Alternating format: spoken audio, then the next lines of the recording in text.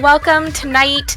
I am Melissa Acid Sunshine, and I have the pleasure to be commentating tonight with Shads for Swim or Sink. How are you doing tonight, Shads? I am doing fantastic. I am really hyped up. We are going to have a fantastic first match here with Jelly Squids versus the Benchwarmers. Both low-link teams. We've seen them a lot. Usually when they play in SF, they place in the Lantern bracket. Ooh. I'll be honest though, being a low-link person myself who competes in them, I don't recognize any of these names. I've heard it so aside from school. No, I understand. I was hoping that you'd be able to give me some insight, but at least we have some familiar maps and modes that we're looking at that we can talk about instead. And after we see this first game, we'll be able to maybe anticipate a little bit of what we'll get from our next one. But Splat Zones on Mako Mart is probably one of my top map mode. Let's be real. Mako Mart in general is one of my favorite things ever. So going into this, I am super, super excited. Is there anything that you're really hoping that we'll see? Anybody who's listened to us before knows that I am a sucker for E-Leader. I love E-Leader on Splat Zones. It's such a good weapon on this map. I would love to see someone play it. Probably won't. Probably we'll see more traditional backline, if we do see a backline, because anchorless is the thing right now. Yes, I agree it. I'm excited to see E-Leader too, because I think it takes a certain style of finesse to be able to just handle that weapon really, really well. Unfortunately, we're not going to get any of that, but we do have a heavy out here, and that's the remix. 2 heavies, 2 remixes. Okay, all right. That's going to be a lot of fun to watch. What also is going to be fun to watch is that custom blaster. I don't know if it's the custom range or the tried and true vanilla custom blaster, but it is definitely interesting. We don't see blasters a lot. Oh, nice pick there by Muddy, but they're going to fall very quickly to, I think that was actually a trade. If not, Raven got that one. Chara already out with Ink. That is probably not the pro Chara everyone is familiar with. But that does tell us that it is the regular custom blaster, since it has the Inkjet Autobomb Wonky Kit, same one as the vanilla Octobrush, but he is doing a good job using that weapon so far. This is exactly what you want to see from a blaster, getting that chip damage on everyone else, causing so much pressure, making it terrifying to want to kind of break into the zone, which is what you want your blaster player to do, to be aggro, to be that person who's up in your face and making things absolutely terrifying for everyone else. I think that it's going to be really fun to see what happens next. They have a lot of really good weapons on their team to supplement that blaster's ability. They have the K-Pro, which provides a little bit of extra range, faster killing power. They provide the NZAP for the paint, which is important for that blaster because the blaster cannot paint themselves. Jelly Squid's currently 26 to 88 on the board, although we do see that they have a hefty penalty, so that is going to take a while for them to chew through. Yes, it certainly will, and it looks like, though, Benchwarmers are doing a good job kind of breaking that down. The problem is they're going to need to stay alive, and I curse them right there. They do get a 26-point penalty as Angelic tries to back off a little bit out of zone here. It needs to be really, really careful. They need to regroup as a team, and they can't come rushing in, because if they start feeding, they are not going to be happy with that.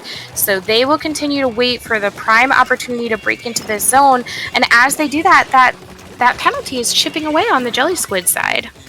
Yeah, it's looking like the Benchwarmers are going to try and make something happen, but one down on each side, the Blaster versus the CDS. Benchwarmers do manage to get that cap. The Bomber's coming out from the Flash-O-Matic, which is such a good weapon for zones. It paints, it kills, it does pretty much everything except have long range, which can be, unfortunately, a problem in this meta. Yeah, and that's where they are kind of trying to support one another with those dually squelchers and doing everything they can with that. They have a little extra range. They are, making the best that they can on that, but maybe it just might not be enough, because if that's, that end zap is going to paint for them as well, but it doesn't really look like they have the upper hand here. I will say, though, getting down to the 2-minute mark is a pretty big deal when you're looking at what the scores are. The fact that we keep getting zone flip-flopping back and forth shows a lot that these teams are doing pretty well, kind of holding their own against one another. We do apologize, but you actually have a slight error. Jelly Squids are actually in the green. We do have a slight issue where the colors are flip-flopped in the list on the upper right-hand corner. So it's actually the Benchwarmers that are winning game right now, though Jelly Squids is trying to make something happen here. Benchwarmers managed to flip the zone back in their favor. They don't have as big of a penalty right now, so it is possible for them to get a couple more points here. If that Ink Armor Booyah combination doesn't stop that zone, then it's going to make things be really problematic for Jelly Squids. But they do manage to get the zone capped, so that does provide them a bit more time to get stuff working. It does. Poor Raven over here, though, is kind of being spotted out by two players over here trying to find a comfortable position to be able to pull up. Does get a double right there as well, and able to launch this Booyah in a very popular area. Not able to get another pick from that, but does pick off somebody right here and is still alive and fighting. Not sure they're going to make it out of that one, though, but they allowed a big amount of points to come off of that penalty for the Benchwarmers, bringing them into the single digits, which is going to let them push the point very, very quickly now.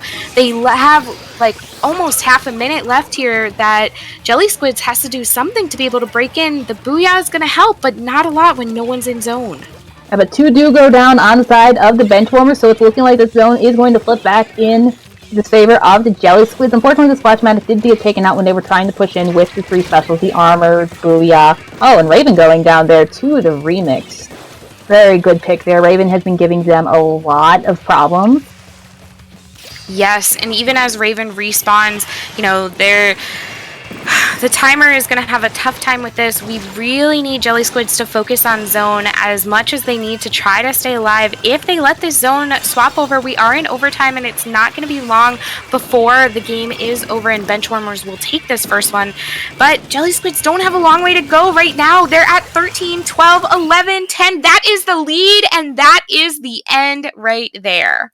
I would say that the Bomb Rush from the Splashmatic player MVP of that match for the Jelly Squids. The Bomb Rush allowed them to stall the zone out enough. They were able to force out the Benchwarmers in the end. They were able to get that very crucial pick on the Blaster and didn't camp the two jumps there. If there had been more time left between the two scores, they would have almost certainly gotten a triple. Yeah, they definitely could have gotten there. And I think they're, they did a really good job, though, and that that game was so much fun to watch, really evenly matched, and I am very excited to see what we'll get on tower control, especially seeing that both teams have a pretty decent heavy on their sides. If we'll continue, maybe we'll see some Stingrays coming out if somebody swaps over to a Hydra, or, maybe we'll go with like one of the more traditional Stingray weapons that we'll get as well. Firefin is also a very popular backline choice for the specific map mode combination. A Bomb Rush can completely shut down the area around the second checkpoint, just force everyone off the plat, off the tower. You either run or you die, and it's very, very effective. Given that we saw two heavies, though, I don't think we'll see it. I'm hoping that maybe one of them will swap to a Hydra because it's always fun to see the uncommon weapons played, like the blaster. Yeah.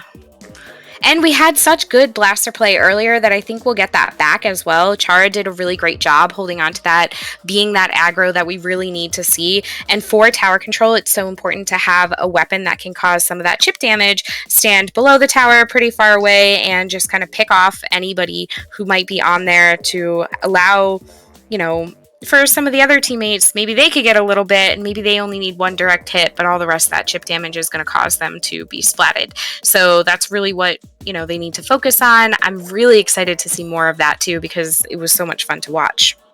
Absolutely. And honestly, with all the wedges, Blaster is super effective on this map. Also, Inkjet is very good in that area of between the first and second checkpoints. So I could totally see them sticking with Custom Blaster. And it looks like they are. Nice. Okay. And they stuck with the remix too, right? Yes. We got a remix on that one side. And on the other side, the remix is gone. So we have lost the remix in favor of, it looks like, a Neo Splash. Yeah, interesting. Okay, I guess they're hoping for some more paint there to try to kind of stop the tower from moving, I guess. Feel pretty good about that. Maybe they're just trying to hang on to a couple of the different specials they'll be able to utilize on that. Not quite sure what they're thinking, but so far it is working for them. Benchwarmers are going to take a pretty early lead right now, getting to this first checkpoint. They're going to attempt to hold it down, but they have a lot of pressure coming up from Jelly Squids. Ooh. Gotta love the Inkjet fight. I think we actually saw there was the Inkjet on the side of Benchwarmers killed the Inkjet on the side of Jelly Squid with its exhaust.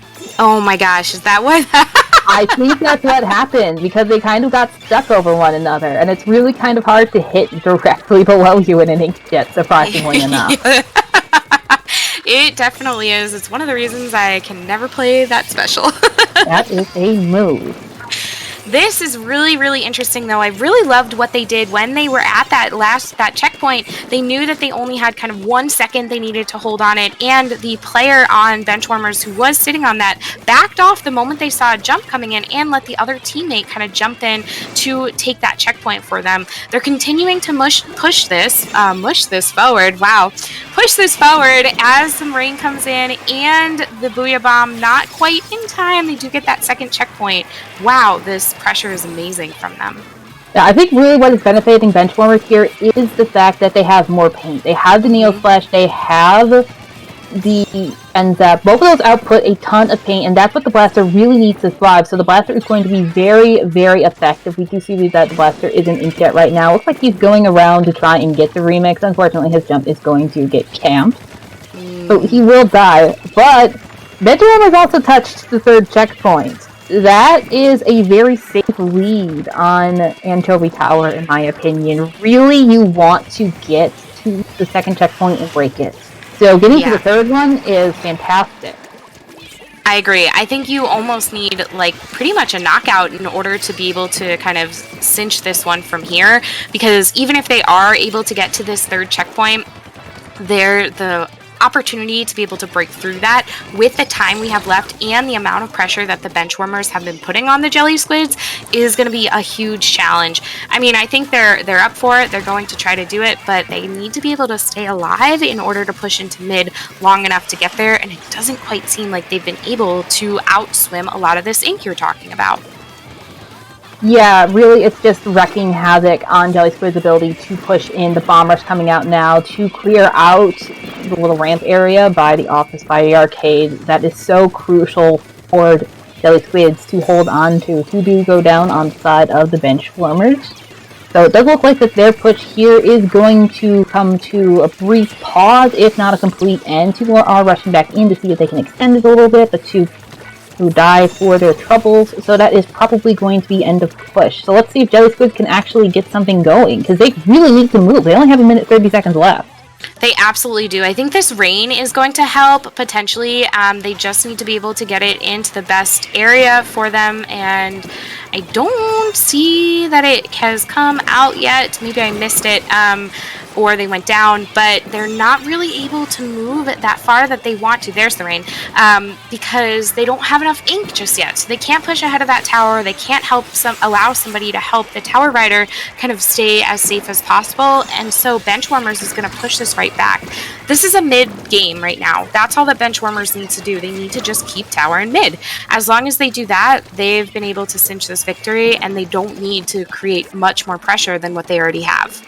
Yeah, although ideally they do probably want to move it up a little bit, just so that increases since that Jelly Squids is going to have to make her push. So if they get it all the way back to 20, then you figure they have to push at 80 points back to mid, and then another 81 points to take the lead. Yeah, you're absolutely right. I think it's always safer to be able to get as many points as you can so the other team can't get any.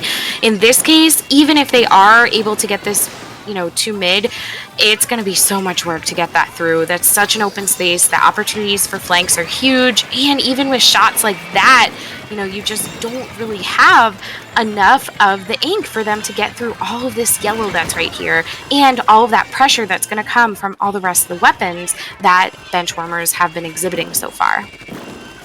Yeah, honestly, Jelly Squid's in a really rough position. 2 down. Blaster barely manages to avoid getting on the tower. Heavy's dancing on it now, trying to see if he can get kills to stop people from climbing on it, but he's going to get caught in the crossfire, so that will be a game for Benchwarmers.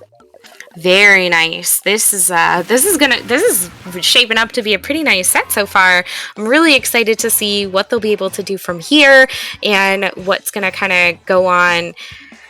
Oh, 15 KA. Beautiful, beautiful job coming out from that end zap. And 8 armors. We love to see it. That is an end zap that knows what their job is. Mm-hmm. Their support and their aggro.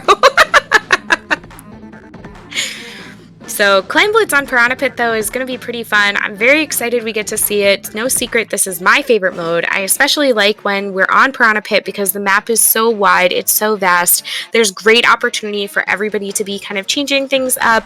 You have different avenues that you can come into the map. You have different ways you can defend this basket pretty quickly. The jumps can be there and really do a nice job.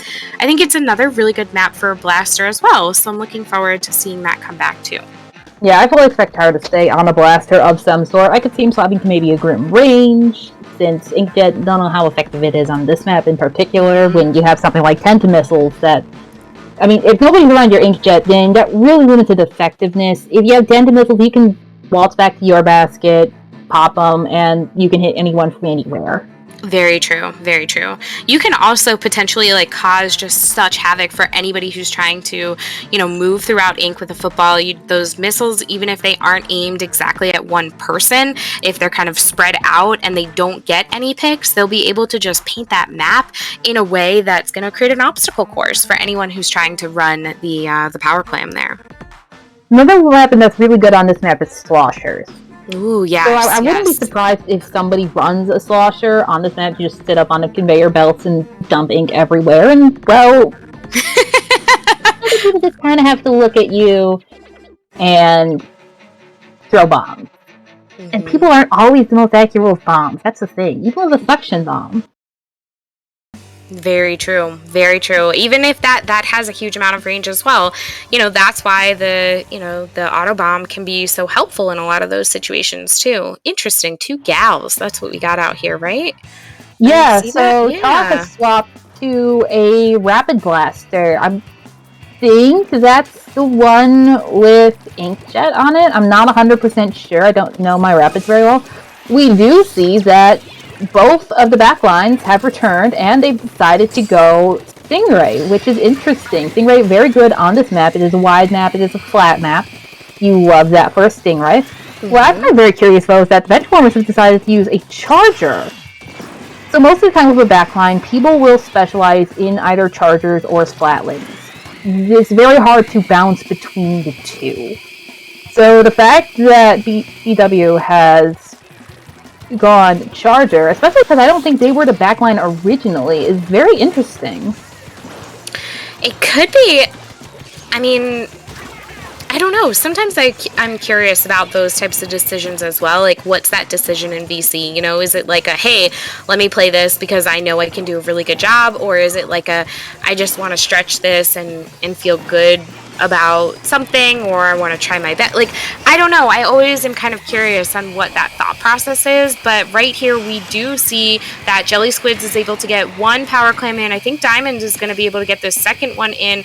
Muddy's down there as well. Mark throwing a couple of loose clams over here, but isn't able to get them as Crisis does pick them up on the benchwarmer side. I think that's going to be the end of their push, but a push to 60 for an opening push is pretty nice. Yeah, that's not bad on Piranha Pit. You can win a game with that on Piranha Pit. It's not advised to win a game with that on Piranha Pit, but it is totally possible if the rest of the game just turns into defense. Muddy on the Gal getting a good pick before going down to his Gal counterpart on the other team. Price is going to tuck that Booyah over towards Jelly Squid's ramp to see if he can maybe get a pick. Not able to find anyone.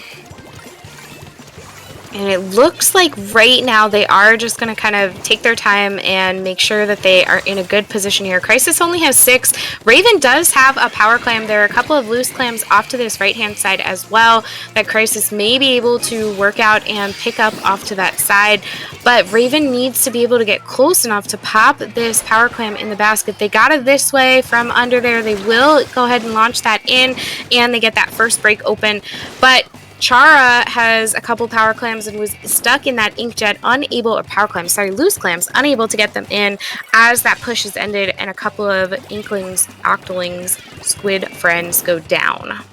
Yeah, and unlike a push to 60, a push to 80 is not something you ever want, especially with only 2 minutes left in the game. Mm-hmm. They just gave Jelly Squids a free power clam and a free use of Breaking the Pity. And considering that Jelly Squids already has 10 loose clams, which is worth 30 points if they get all of them in, they really can't afford to let Jelly Squids get that power clam in. They're going to have to be really, really strategic about it as well. It looks like we do have 2 power clams on benchwarmer sides. I think they're taking time to try to make this a really strong push. They're almost there, about this. They first get that first break. BW over there is getting that jump in, jumps over to that bridge, gets the second one in, and takes the lead. Chara has a couple of loose clams over there, but unfortunately I don't think is going to live that fight. Diamond back under the basket, waiting to play some defense. 10-point lead. This is going to be really tough. Each team just needs a power clam to be able to even out and work on their point, and I think both teams have a really good shot of being able to get there. So right now, Jelly Squids has 24 clams. 10 of those clams, of course, represent the power clam. So they have 14 clams. Each little clam is worth 3 points. We are looking at 42 points potentially that they could get in. 1 down now on each side of the field. And gotta remember, Jelly Squids also has that other power clam back at the beginning of their basket. 2 down on side of benchwarmer. So Jelly Squids probably going to try and make a move here. Inkjet coming out, not able to save the Chara from that ray. Excellent of the Stingray from Mark, although it does delay him a little bit in getting to the basket. Inkcover now coming out. 2 power clams going in. Bunch of little clams throwing in. Now this is big that we were just talking about. It is going to happen fast, and I'm guessing we will probably see a knockout here. I am in agreement with you there, and we do see that Angelic able to get that last one in. Really lovely coordinated push from them that came out. Look at all that purple ink too. So they took their time to really make sure that they had a good area they could swim in. They did. They swam right up. Those 2 power clams at the same time was able to get that lead like very, very fast for them, and they did a fantastic job of swapping it back over. Yeah, definitely good work there from the Jelly Squids. Those are the kinds of coordinated clam blitz pushes that make the mode fun. A lot of people don't like clam blitz, and I think it's because a lot of people play too much clam blitz solo queue. So watching something like that and playing something like that when the game is coordinated and everybody is communicating with each other with something more than just this way and booyah and ouch, somebody killed me here, is so much fun. It is. That's why I love Clam Blitz, because you're able to literally take those types of plays and you can repeat those over and over again. And you have a really nice time being able to, like, coordinate the way you want to play the game, and how are you going to be able to do exactly what you want to do. And when it works out, it feels so nice. So I think it's awesome. Yeah, I don't know if our next match is ready yet. Okay, it's not ready yet, so we are going to go for a short break. So don't go anywhere. SLS will be right back.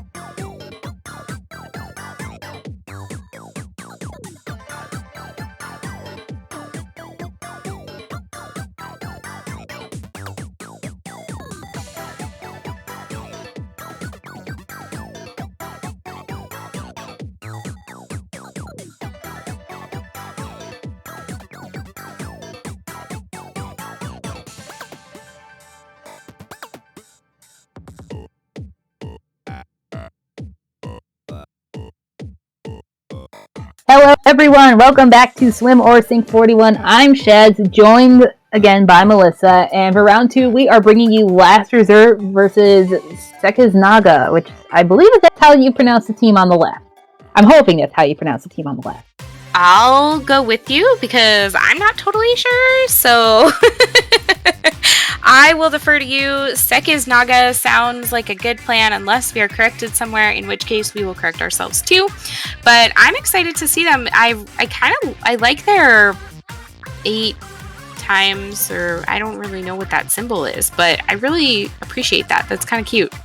Yeah, that is one of the neater looking tags that I have seen in a while. So this is going to be a very fun matchup for us here on the SOS staff because one of our commentators, Skepidillion, the one, the only, the amazing Blobber Queen herself, is playing on Last Resort. Yes, I love it. Bloblobber is one of the best weapons to come out of Splatoon, and I am so excited to be able to see this. I also think that, Bloblobber on Muscle Forge can be kind of deadly. There's a lot of avenues where you can, get some of those blobs caught in some of the, what do you want to call them, valleys, I guess, within the areas between the large platform and then the sides. It just can be so terrible. Yeah, honestly, Blob has so many uses here. I like to call Blobs the God Tub for a reason, because just the stuff that you can do with it is so crazy and zany and godly, and it is so much fun to watch. It really, really is. It really is. I can't wait. If I remember correctly, Skep usually plays the vanilla blob. She might go with the regular one. Oh, she's not going blob at all. She is going junior. Ooh. After we talked up blob so much. Hey, you know what? Junior, though, like, Junior is one of those best weapons that I absolutely love being able to watch. And we have one on both sides, which is really exciting to see, too. A little bit of, like, a junior face-off, if you will. Definitely going to be fun to see here.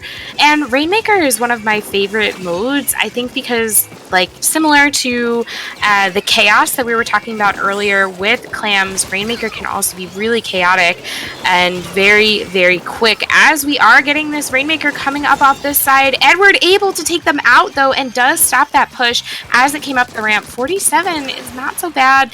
It's a little light for this map. Like, you can get a little bit further, but I think that as an opening push within the first minute of the game, that's great and exactly what we want to see.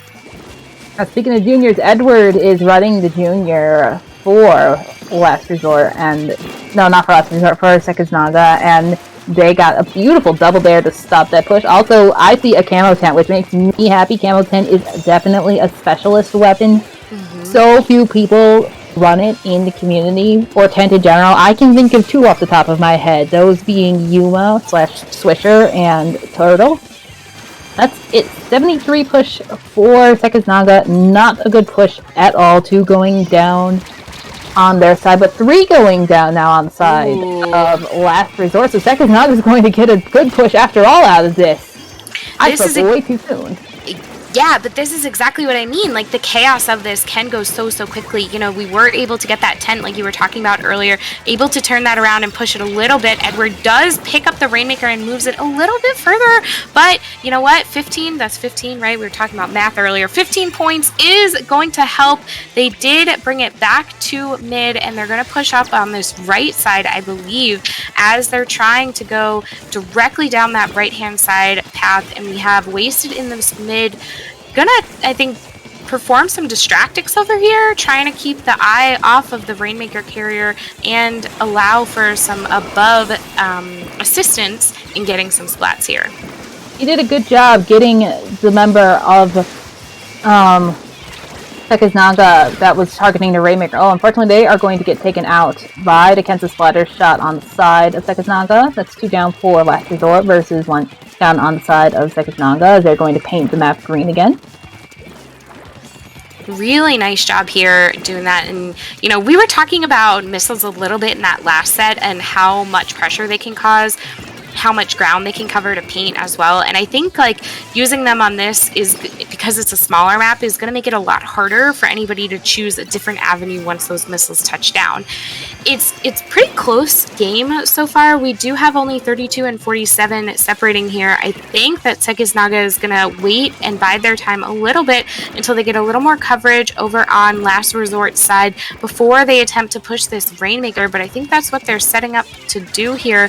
And we do get the pickup happening here, and they are going to push this right side again, and I think that Wasted is doing a really nice job trying to cover this. They also had a fantastic little spot, but goes down to that camo tent you were talking about. That was really, really smart of Stupid. I think that's how you pronounce that. Fortunately, he goes out to a bomb from the one, the only Capitalians. But nice, can we just talk about how smart that tent was for a minute? Painting the map with a mine around that inkjet landing spot, then launching the Brella shield forward to do a tiny little bit of damage to the T-Tac, forcing the T-Tac to try and go forward straight into their shot. That was some really well thought out play there.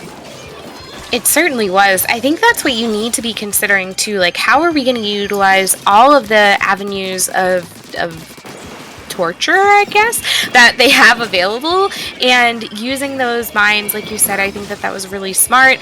And then using the Brella to kind of push forward, and using it as a little bit of defense as well, because another player was able to come around from the other side and add some chip damage on that too. So really fantastic play, as you called out. I'm excited to see what they're going to do next, because we have so much pressure that Sekiznaga is pushing on this right side against Last Resort, and Last Resort needs to be really, really strategic and make sure that they don't continue to get splatted while they try to stop this push from gaining any momentum, and they don't have a lot of time to take out this Rainmaker carrier. There we go. The try is going to take out the Rainmaker. Unfortunately, they fall. I don't think that Last Resort is going to be able to pick up that Rainmaker in time. And honestly, it was very, very smart of Sekiznaga to keep that Rainmaker in mid, where it was easily defendable, and putting the pressure on the right side of Last Resort to keep them from getting to the Rainmaker. Yeah, I agree with you. They had to do a lot to, because of where their location was. You know, they're jumping up and down. Like, the try had to get really, really close to them in order to take them out, and thankfully it worked, but it could have very easily have turned the other way. So it's a risky move, and it was a really great job that they did there. I'm excited to see what we'll get next, coming back as well on Splat Zones on the Reef, and what kind of change-ups we'll potentially see. I'm hoping that Skep will run the blob. I want to see the blob.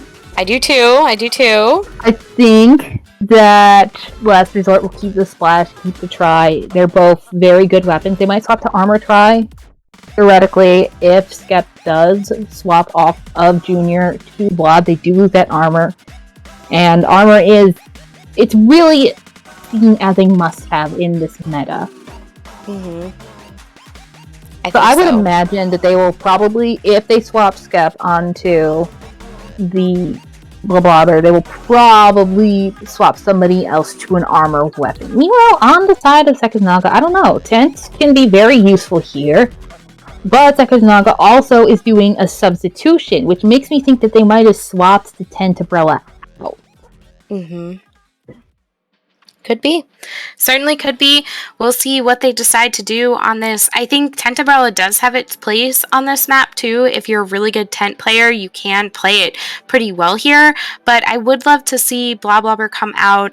It's really difficult to be able to control the zones under bridge when you have a weapon that's just going to force you to kind of shoot, I guess, like something like a Blobber or that tent, or something that has bombs. If we get that Junior again, you know, those are going to be really helpful to maintain zone once you're able to hold it under this bridge. Also, what's very interesting about this map is that the bridge does cover zones. So it neutralizes some of the better zone specials, such as rain, for example. Yep. Rain is very good in zones traditionally, not so much on this map because it can't really paint the zone. Now, if you throw it in your street or use it to clear off bridge, then it's not bad, but it requires a lot more thinking than just the tried and true method of pop rain, chuck into zone, wash, rinse, repeat. Same with... Penta missiles also can get blocked by the bridge, so it's not necessarily the greatest map for them. It's not as bad as, say, Schellendorf, but... Right. We could see a movement away from those two specials, which would be very interesting because Tenta missiles are very common in this meta as well. Yeah, I agree with you. I think another one that we might see a little less of are Booyahs. You have to be in the perfect position to be able to get those under that bridge as well. If you're back in your zone, maybe you could try them, but they're not going to do anything for painting that under the bridge. It'd be better to use the Booyahs for forcing people out. So we do see Sandia coming out with a Dynamo Roller against the Dynamo Roller. So they are running a double Booyah comp, plus the Bomb Rush from the Neo Splash, plus the armor from the Junior. So love seeing the Dynamo, another weapon you don't see a lot of. It is criminally undervalued in my opinion. Mine too. I'll run down I'm with on the side of Sekiznaga already. Meanwhile, on the side of Last Resort, we do see that Skep has stuck with the Junior, and their substitution has come in the form of the Squeezer. Bubbles, good on this map. Very good for pushing into the street, into the opponent's zone. 2 down on Last Resort's side, unfortunately, before the Dynamo goes down on Sekiznaga's side. So I do think that is a smart pick there for them. Bubbles are definitely going to be more effective than the Tenta missiles they were running before. I agree with you. I think it's going to be good because you can place those bubbles. Even if you launch the bubbles from bridge, if they have an opportunity to kind of fall down underneath, and you can just put one and be able to take one side of the zone or one zone. So I think that that's going to be really helpful. It's funny because you and I talked about rain as not being so helpful, and we still see a lot of rain. You know, I think it's something that people feel good about, and that's what it's going to come down to over and over again. Feeling good about it, Sekiznaga is able to take this lead right now. They don't have a huge commanding lead, but they don't have a lot of contesting going on from Last Resort anywhere near the zone. Last Resort's trying to push in, but they're doing such a good job of holding them out. These booyahs, like you mentioned, using them for kind of defense, keeping people away, exactly what we want to see. They did get, I think someone must have come around there, sharked in through it to be able to take that for a second, but this point is just going. Yeah, to try shark the route and to get the zone. They're 2 down now on the side of Sekiznaga. She's going to have to try and run in to see if she can get the zone cap. Doesn't actually get one, but ultimately it is going to... Ooh. Oh! I'm speaking too soon again. 3 down on the side of Sekiznaga. If they can get the stick... Oh my gosh! But they do get the zone cap and a 75-point penalty. That is one of the largest zone penalties I have seen. Me too. I don't know if I've ever seen one higher than that, actually. That was a really, really lovely, like, push that they had there. I mean, maybe they're called Last Resort for a reason. They weren't quite able to hold on to it as long as maybe they might have wanted to, but putting that 75 points is huge. Yeah, that gives them time to organize another push. Bomb Rush coming out now from Sekiznaga. Bomb Rusher going down.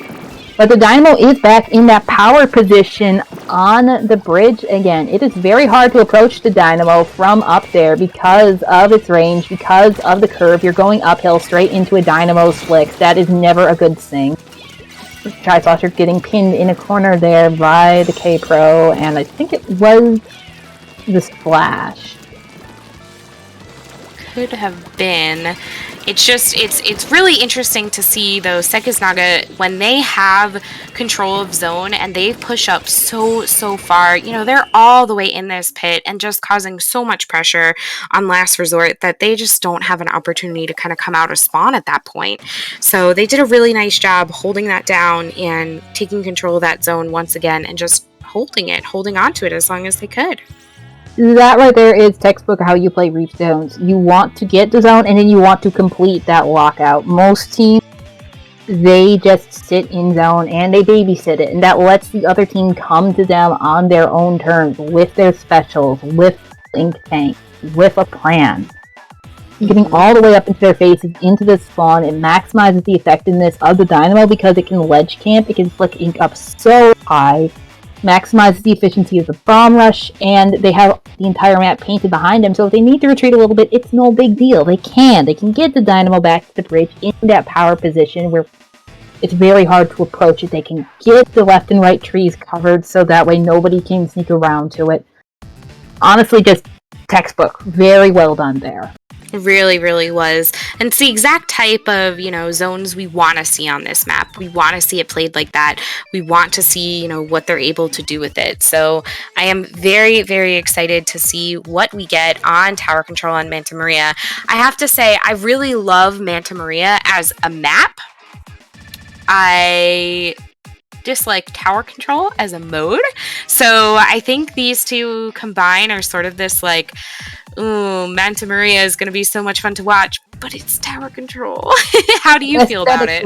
Manta Maria is one of my favorite maps. I love its design. I love how it looks. It's not my favorite to play on, but I do think the Tower Control is a bit wonky here. Really, you want to clear the bunker and the top left area so that way you can get through the first and second checkpoints safely, and most teams don't. They clear one or the other, and checkpoints fall because one team goes 3 down. They don't fall because one team had a great strategy, per se. Which sounds really harsh, and I am sorry. No, I think, honestly, I think that's unfortunately like how the game goes, right? Like your strategy could be really strong, and if you don't have the technical ability to fight someone's stronger strategy, then it's not going to work for you. And I think they've done everything they possibly can to, you know, to hold on to this, and they just performed really well. So it's going to be fun to see what happens now. Yeah, they did not make any substitutions, so I'm wondering if they'll keep the Dynamo. That would be an interesting tower rider. And also, good for clearing out the bunker. You get the Dynamo in the bunker, flicks over the wall, gets anybody who's climbing up the wall. We do see Skep on the blob! And Sandra swapping to Hydra. Ooh. So a proper backline. And one that you don't see very often. Hydra has a lot of the same issues that E-Leader does. It's big, it's slow. It does have a bit better defense at close range than an E-Leader, but still, you don't usually see big, slow weapons in this meta. It's a fast-paced game. It is.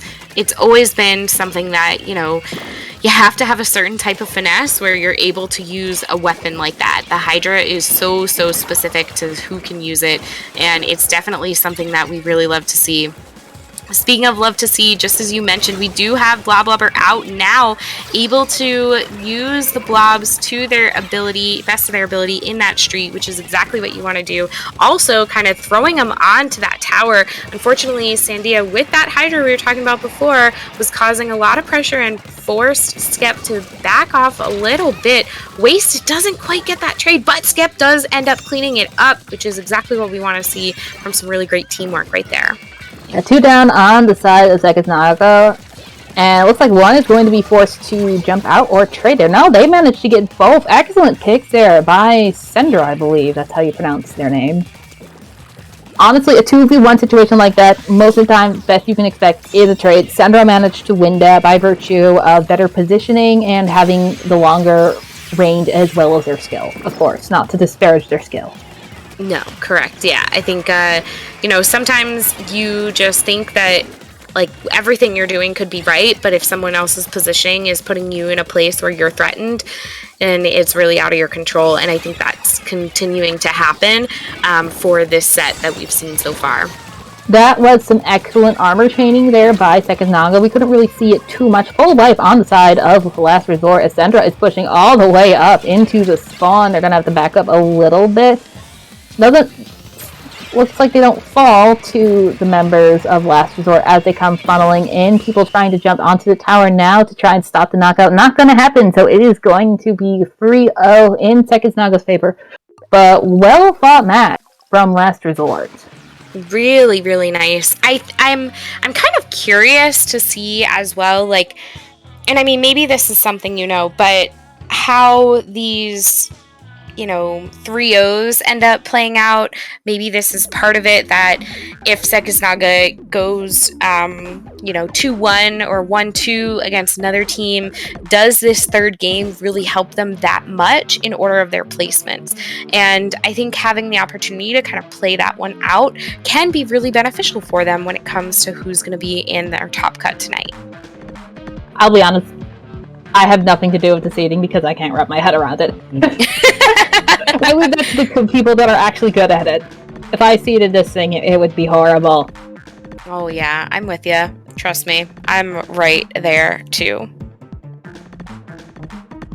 So it looks like we are going to go into next, I guess, Tidal Wave versus Swampert's Rocks. Is that where we're at? Did I miss this? But it looks like we are going to take a really quick break right here, so don't go anywhere. We will be back very, very soon to go into this next one and see some more great Splatoon coming at ya.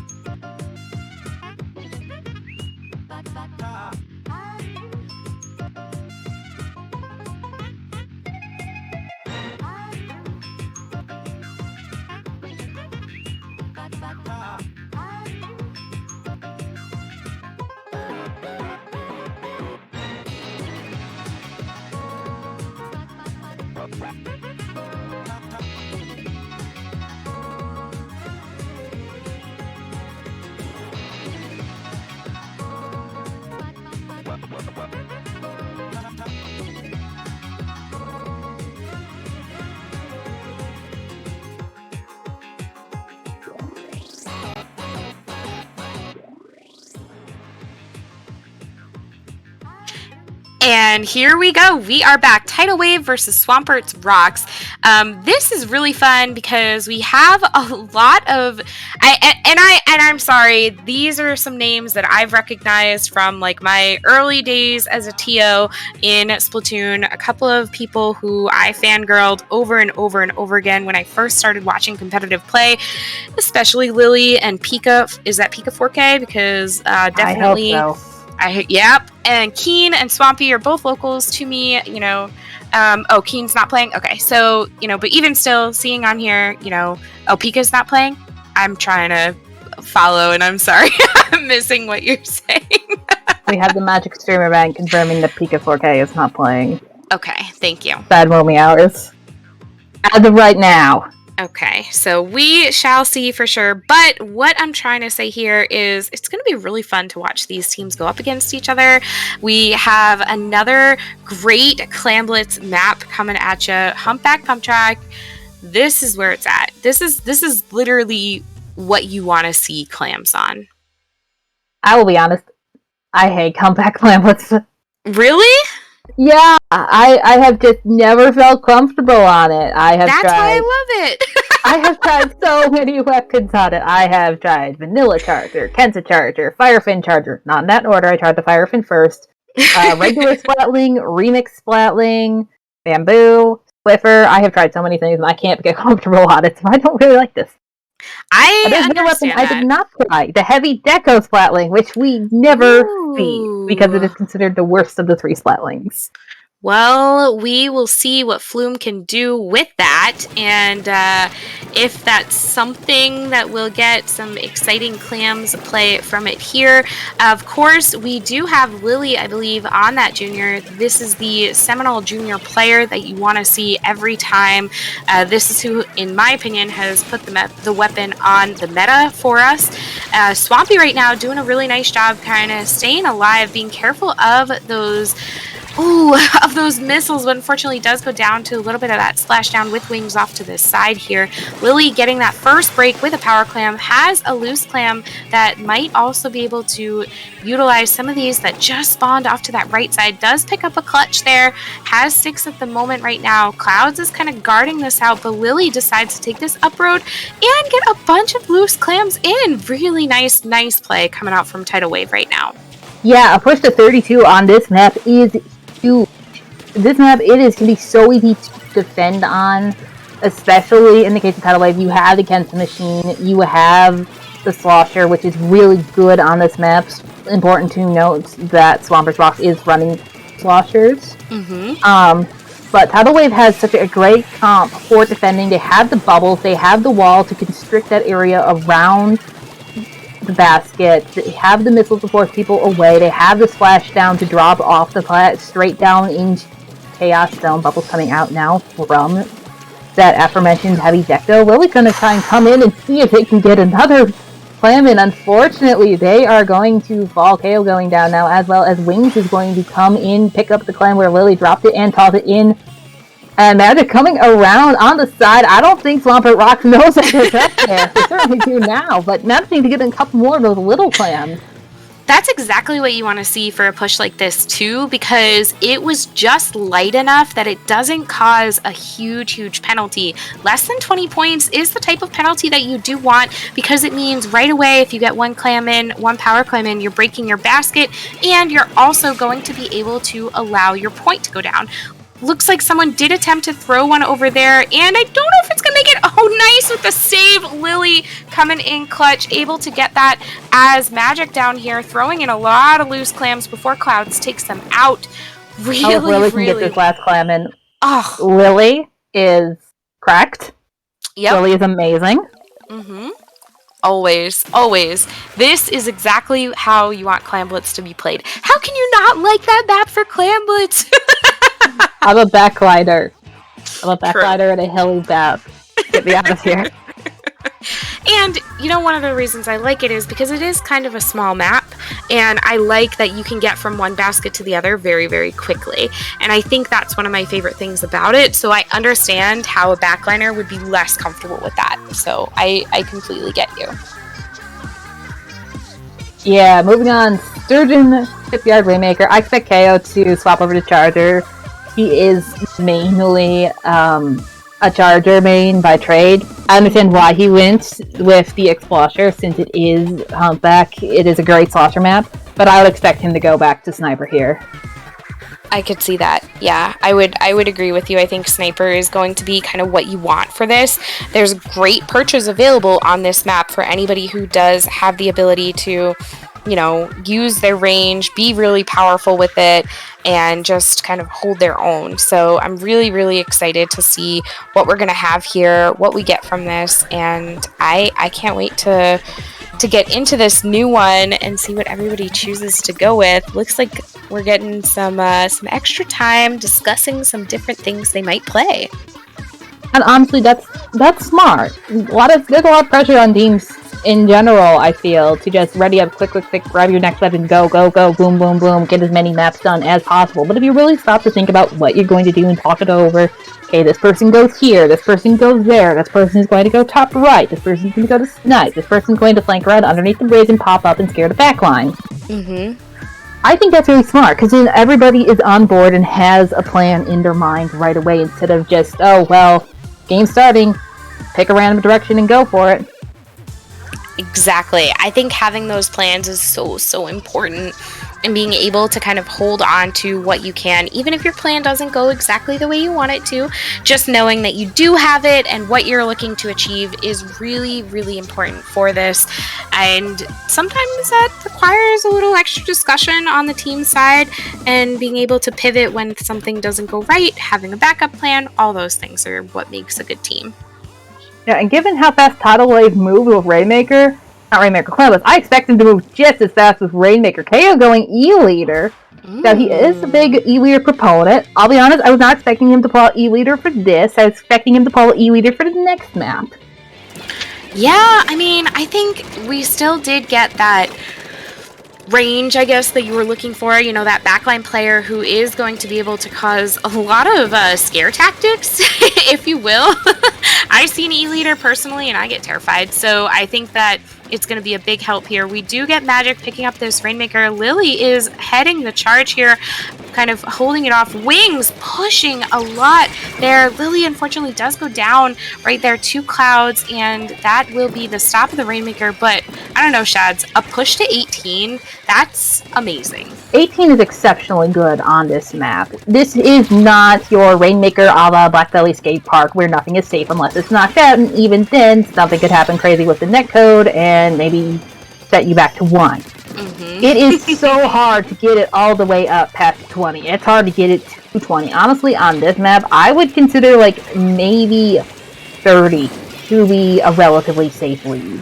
And this push is still going. Let's not forget that. Tidal Wave may be 1 down right now, but not until that Rainmaker resets is that push really well and truly over. Somebody could have come around to the side and picked it up and cheesed another point or two. They certainly could have, and I think we had expected that to happen a few times. We saw it at first, first glance there. But also, one of the things Tidal Wave is doing as well is they just are having, Swampert's rocks are having a tough time breaking into mid and painting as much as they need to. And I think that Tidal Wave is doing a really nice job of holding them in their pit. That's what you want to see on this type of thing. They're coming up this side. KO over here doing what they can to try to get that snipe, but I don't quite think they're in the best position. Lily drops down. They're not. This could be. I was like, this could be it, and I jinx them. it still could be it. Although 2 down, it's very unlikely. But Swampy going down, 3 down now on the side of Swampert Rocks. As Tidal Wave starts flooding in, Magic getting another pick, and the Rainmaker is still there. It has not been popped yet. Another one coming in. Lily's going to grab it, and it is going to get KO'd. Nice dunk right there. I think they did a really nice job trying to clear that out, and it was just like when you're facing down magic and that's what's staring you in the face, I think it's really, really difficult to kind of get away from the close range of that weapon. So I think it was a very nice end of play for them to kind of wrap up that game, and I'm excited to see what we'll get from Splat Zones on Skipper Pavilion. I fully expect KO to stick with the E-Leader. Yeah? If you can get the E-Leader set up in bottom or in the zone itself, it can be very difficult to unseat it because it has such clear sight lines. Really, the only thing that's going to unseat it is forcing it out of position with missiles / rain / booyah, or another backline getting a sneaky pick on it. Mm-hmm. I mean, personally, this is the weapon that I use for this map mode, so it's very, very strong here. But Tidal Wave is just so aggressive, and they are rushing in like a flash flood, just screaming all over Swampert's rocks. They are flooding out everything they can. It's kind of my own personal nightmare right now after that crazy hurricane that hit us here in New York. But it's exactly what you want to see in Splatoon at the very least. And Skipper Pavilion, there's a lot of water there. So who knows? I think if you were playing rock, paper, scissors, would you say water would win over rock? Is that sort of like a paper right there? Or you think rock wins over water? I think water wins over all of them because it will soak the paper, it will erode the rock, and it will rust the scissors. I think that's a really good way to look at it. Yeah.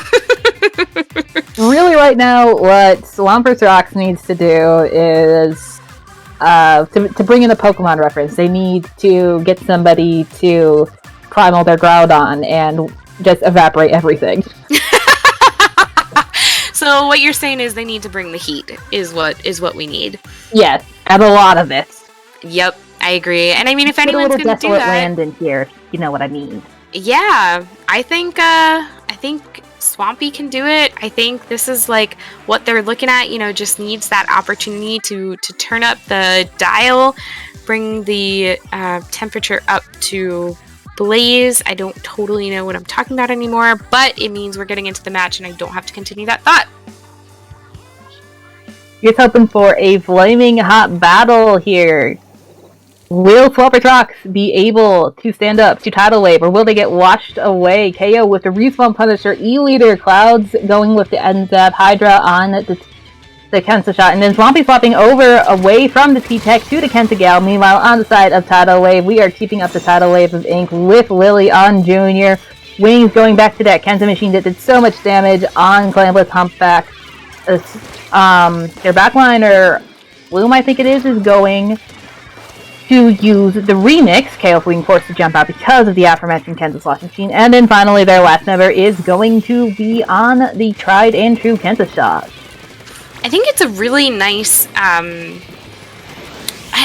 don't know, I think it's a nice juxtaposition of what we have on the teams, you know, because we do have that E-Leader still, which I really, really like, as we were talking about earlier, but when you get close and all of the bombs that we have on Tidal Wave's side, it's going to be really difficult for Swampert's Rocks to even get to a position where they feel good about taking the zone, and it's so hard to get all the way across that gap as well. So, you know, Hydra did a really good maneuver there to kind of move down into mid, but it took a lot for them to be able to get just those 4 points on the board. Yeah, with how fast Tidal Wave is moving, honestly, I would not go E-Leader here. I would go a faster backline. I would go to Firefin. I would go maybe even just drop backline and go Bamboo, as much as I love E-Leader. He's something that kills fast and moves fast, and E-Leader just isn't. Beautiful double there from Lily. Really, really nice job. One thing that Swampert Rocks has a lot, though, is a lot of paint. On paper, I would say they have more paint, because they have the NZAP, they have the E-Leader, which can pump out 2,000 points of paint a match easily. Meanwhile, on the side of Tidal Wave, really their best painting weapon is the Junior. Keisha can paint a fair amount, but not necessarily the most. It certainly can't outpaint the E-Leader or the ZAP. But 2 to go down on the side of Tidal Wave, and it is a complete washout. Really, really nice job by Tidal Wave. You know, Lily, I will not be surprised if they are at the top of the list yet again, really cleaning up, doing exactly what we need to see, holding on to that zone, playing objective, being very, very strong at it, and yep, right up there once again. Really lovely, lovely match to be able to watch between these two teams. Honestly, loves to see it. People, if you are low level, if you are mid level, even if you are high level, go back, watch how Tidal Wave plays, because that is how you are supposed to play this game. Yeah. It was just perfect. It really was. It was a really lovely, lovely game. And we'll have a good opportunity possibly to be able to see them up in Top Cut as well, I believe. And before we do though, so we got some staff apps. Is that what's going on here, Shads? Yes, we do. Inkling Performance Lab has staff applications open. We are always looking for additions to our production and commentary teams, as well as tournament staff. If you're interested in helping out in one of these areas, please fill out the form that one of us will put in the chat. If you're interested in more than one area, you can fill it out multiple times. It's a fantastic working environment. They take all skill levels. I had no commentating experience before I randomly started commentating SOS one day. And look how awesome you are now. Yeah, you can join us, which is going to be awesome, because we would love to have you. And speaking from somebody who just kind of visits every so often, they are a fantastic organizing staff, really great group of people who have come together to put on fantastic and high quality events. So I would say definitely gets the Melissa stamp of approval. Certainly, if you feel like you are able to perform any of the duties necessary, go ahead and fill out one of those applications and join IPL. And then we also, as always, have donations open for our future tournament prize pool. The big thing right now is that we are hosting a major later this month, Super Jump. Yeah. Please go sign up for that if you have not already. It's going to be a fun time. We actually have a prize pool of $700 now because of an anonymous contributor. So oh my gosh, it is amazing. Thanks to everyone who donates that we are able to get prize pools for the tournament winners, and we appreciate every donation. That is going to be a really fantastic event. We haven't seen a online major come together like this in quite a long time, and I think this is exactly what the community needs to get excited about. Yeah, JPEG has been working super hard with the production team on it, making some awesome advertisements for it. I mean, we've all seen the trailer. The trailer is sick. It's going to be so much fun. It's going to be really awesome. So we will see what we get for this next set that's coming up. It looks like we're told it's actually 800 right now for that starting prize pool for that major. That's amazing. Oh my goodness. Donate to IPL. Get this on the map for being a really, really fantastic event. That all being said, sounds like we are going to take a little quick break here and get back into it in a little bit. We'll be coming up pretty soon with Top Cut on the way, so don't go anywhere. Make sure you hang out and just keep swimming. Can I say that? Is that too lame? Just keep swimming. Or sinking. Don't sink! See you soon.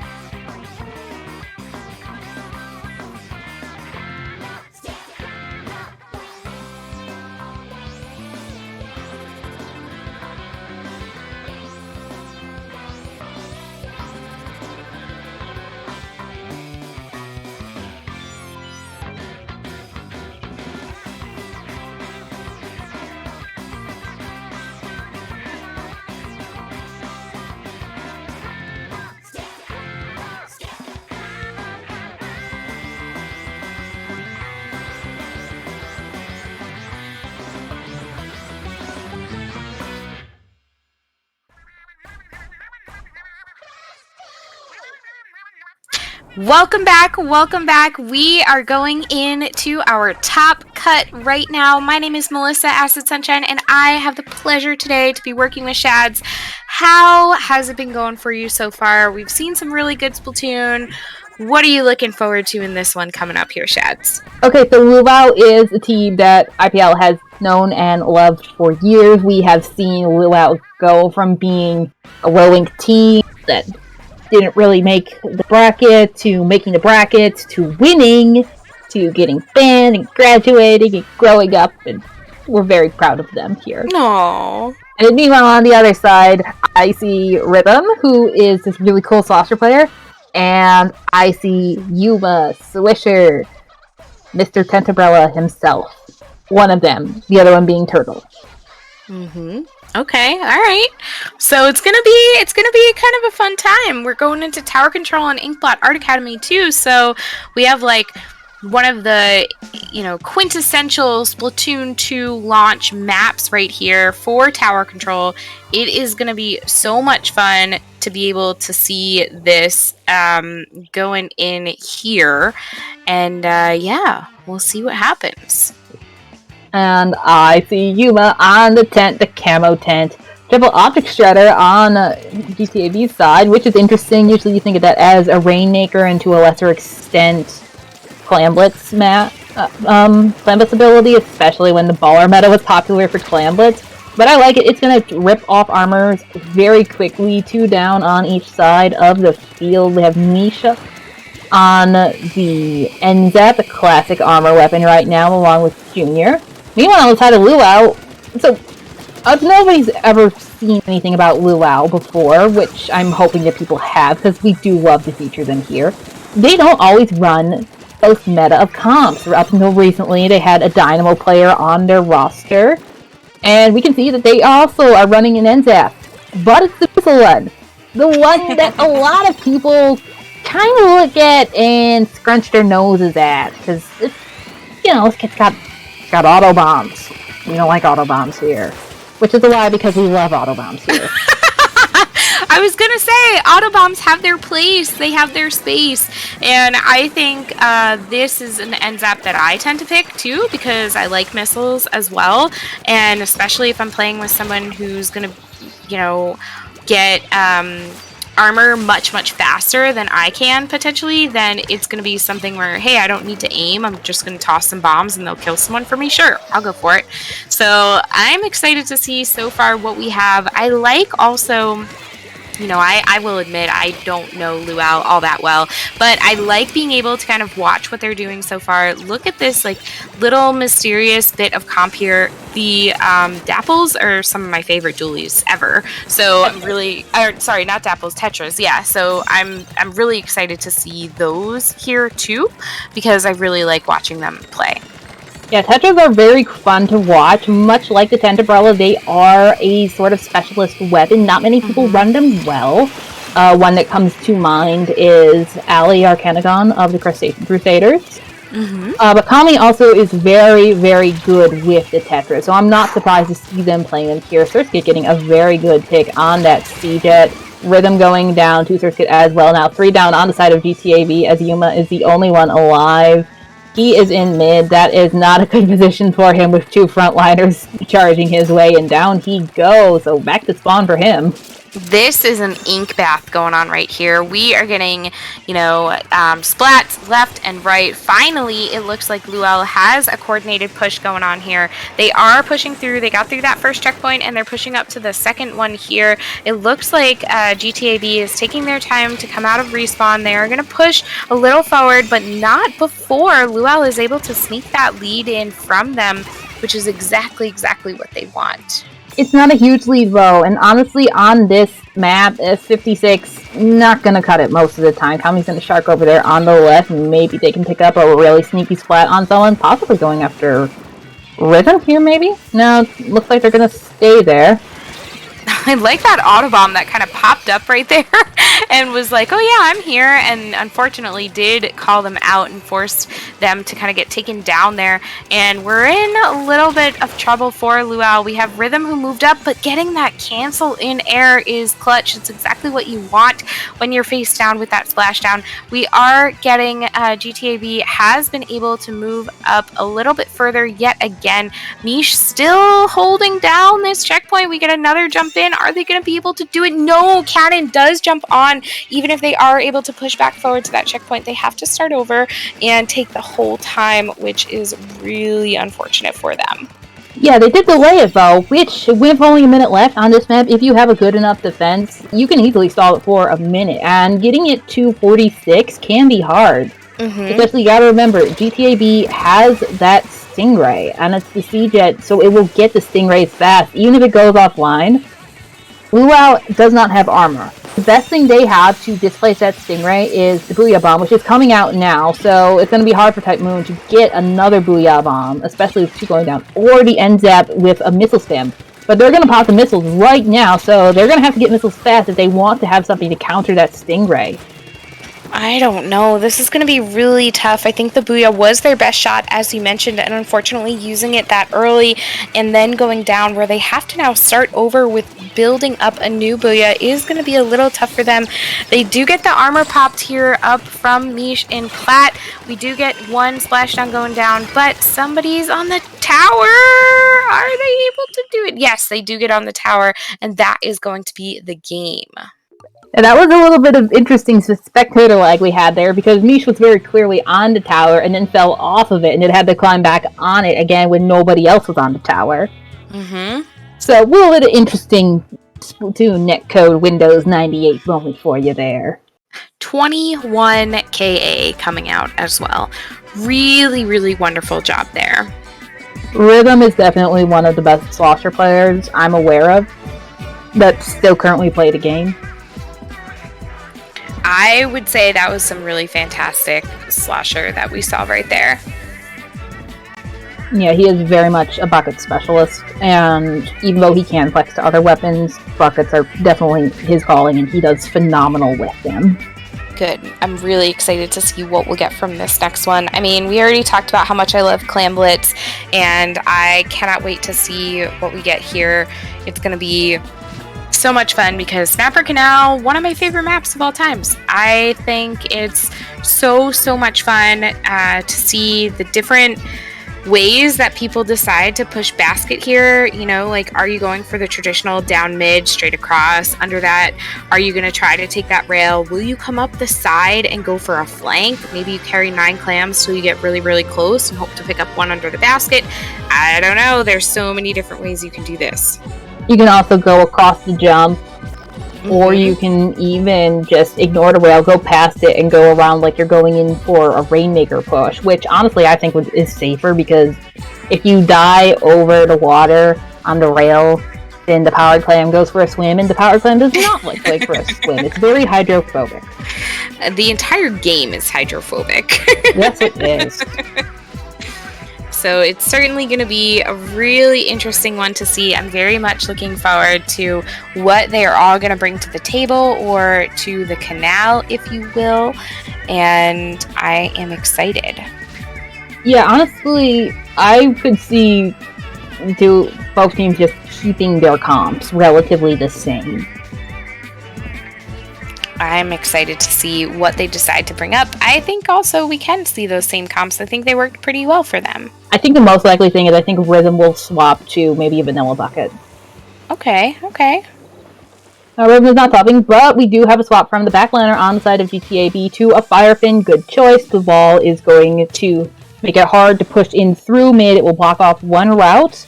And even though there are technically 5 different ways to push into the Clam Basket, only 2 of them are really used. That's going to wall off one of them.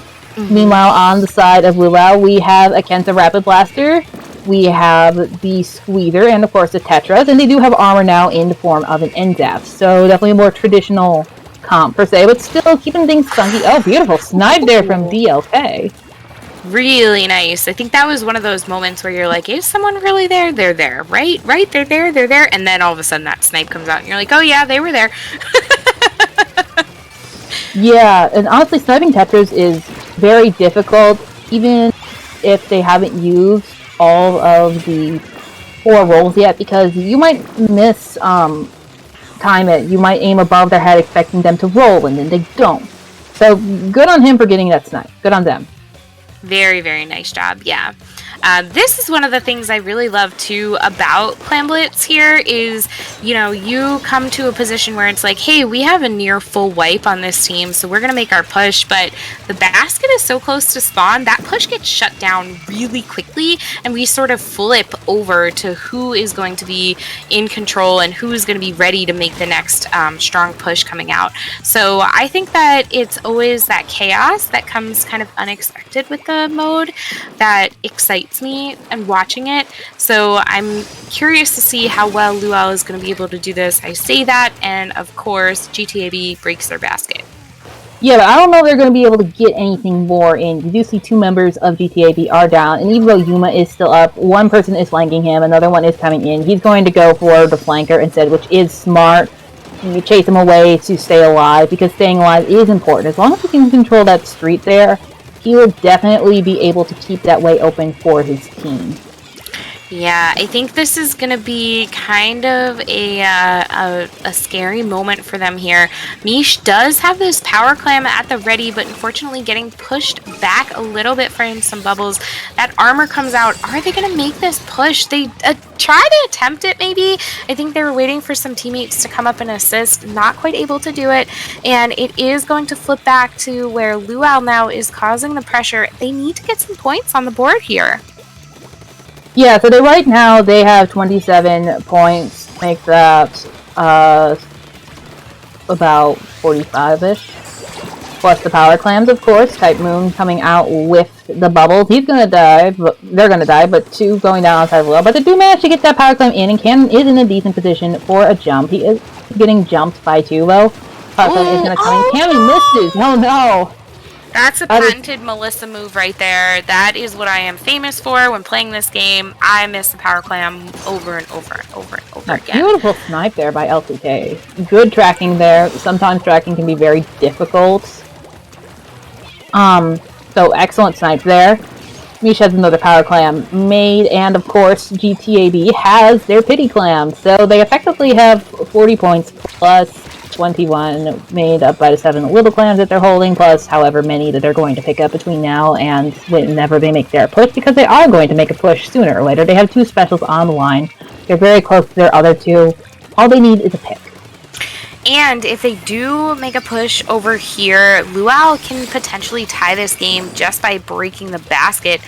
Mish is going to do it first, though, and that will bring it down to 54. That's why you love to see that penalty where it's only 10 points, because you get a full 10 points right after that. We get a couple of loose clams coming in. Someone else jumped in with another power clam, but unfortunately that's a wipe near the basket. 42, nothing to shake your head at. I think that's a pretty nice push getting down there, and a lot of work that Luau is going to have to do in order to take this lead. Yeah, especially with only 45 seconds remaining. So roughly when a team has a power clam and scores have happened, they have about 20 seconds of overtime to get that basket actually open. So if they have the specials ready, they could totally do it. Bubbles coming out now from the squeezer as the baller comes in as well. That move's going to try and pop those bubbles, not able to split. Hey! Very nice, very, very nice lead there. Tommy doing some excellent distraction work as Cannon is going to, I think, run off chased by Mish. Yeah, so 32 to 42 with a penalty of 16. But effectively, if GTAB gets that power clam in, it is 38. All they need are 3 clams. Mm-hmm. And with how GTAB is making their pushes, the 3 clams is easy. The armor comes out very quickly, rhythm going down. Looks like they traded Blaster, which is really important. Kami now in mid, trying to get the power clam, not able to do it. 2 down now on the side of Luau as Yuma comes out with the Tentabrella and the hammer to try and get a pass in. Type Moon managing to come in and getting that pick off of them. It ends in a complete wipe for GTAB and in Luau's favor. Really, really nice job right there. tying up the set so far. Luau took that and they ran with it. They had such a fantastic push coming in that game and really showed us what they can do. I am super excited to see what we're going to get from this next one as well. Another map mode favorite combination of mine. Let me tell you, IPL staff, whoever made this map list, my great job. I was going to say my thoughts to you, but that's not the word I'm looking for. I'm just really impressed and very excited to be able to cast these wonderful map modes. Thank you. Oh, we're moving on to the best, the quintessential Rainmaker Black Bellyscape. The one, the only, the map where nothing is safe. Not even a knockout. Okay, that's not completely true. A knockout is technically safe. But you never know. Sometimes latency and gets it to, you think you knock it out and you get it to 1. Yep. I think it's kind of a tough shot on this one because a lot of people really hate this map and mode combination. I think it's fun because I love chaos, and anytime I get to watch some chaos happening, I am a happy camper. And this one, for certain, you know, what else are you going to do at camp besides go to skate parks, right? I totally made that work, and I will ride that. But what we will be seeing here is some really wonderful Rainmaker. I would love to see the Tetras come out again as well. I think dualies are kind of underrated for Rainmaker. I don't think enough people run them. They're very, very fast, and if they're up in your face, they can cause you a lot of grief. So, I don't know. I'm excited, Shads. Yeah, I'm excited too. You do see Yuma sticking with the 10. Most people, even if they play 10, they're going to swap off on a map like this. You have the hilly area in the Jigsaw. You have all the crazy elevation changes. So I am very happy to see him sticking to his guns, or rather his Brella. Technically it's a gun, but we also do see that DLK has gone back to the C-Jet, which I think is a better choice for Rainmaker on this map. You get Stingray so fast, and I think it thinks bubbles coming out from the Squeezer to try and chase DLK away. Squeezer's going to push way up. Squeezer is not going to win that range fight. They're going to have to get close, which they are doing. It's tough though. You have to be like so careful, and they did get some support from a teammate. Another player goes down. We do have 3 down. It's just the Rainmaker carrier who is alive right now. We're gonna see what we get going into this here, because it's kind of a tough spot, but they do pick up the Rainmaker right now, and GTAB is going to be making a push. So far they have that Stingray to help assist them. They do also have the tent that's going to kind of pave the way a little bit here, but Mish is so far behind the rest of the team. Rhythm falls back a little. They did get the lead. Very, very nice play coming in here and pushing all the way to 23. You said it earlier, there's no safe push on this map, and I think 23 is a pretty good start, but you still have to have that anxiety of, hey, someone can run this back at any point. Yeah, 23, much better start than 64, but nothing is safe here. Nothing. We have had matches in the past where one team almost knocks it out and get it to 1, and then the other team knocks it out. That is how back and forth this map can take. All it takes is one good wipe. Squeezer coming out with the bubbles to try and push up, but to go down on the side of Luau. The Tetra is falling as well. Must have been a Rainmaker carrier. We see that one jumped out. Probably the K-shot based off of special counts. Oh, the unfortunate story of a tent umbrella and a bomb meeting the shield and then dying. Yeah. But honestly, I would not have done what Luau did there, where they rushed forward. 2 of them died just to keep the Rainmaker there in that position. They don't have the numbers to win that fight.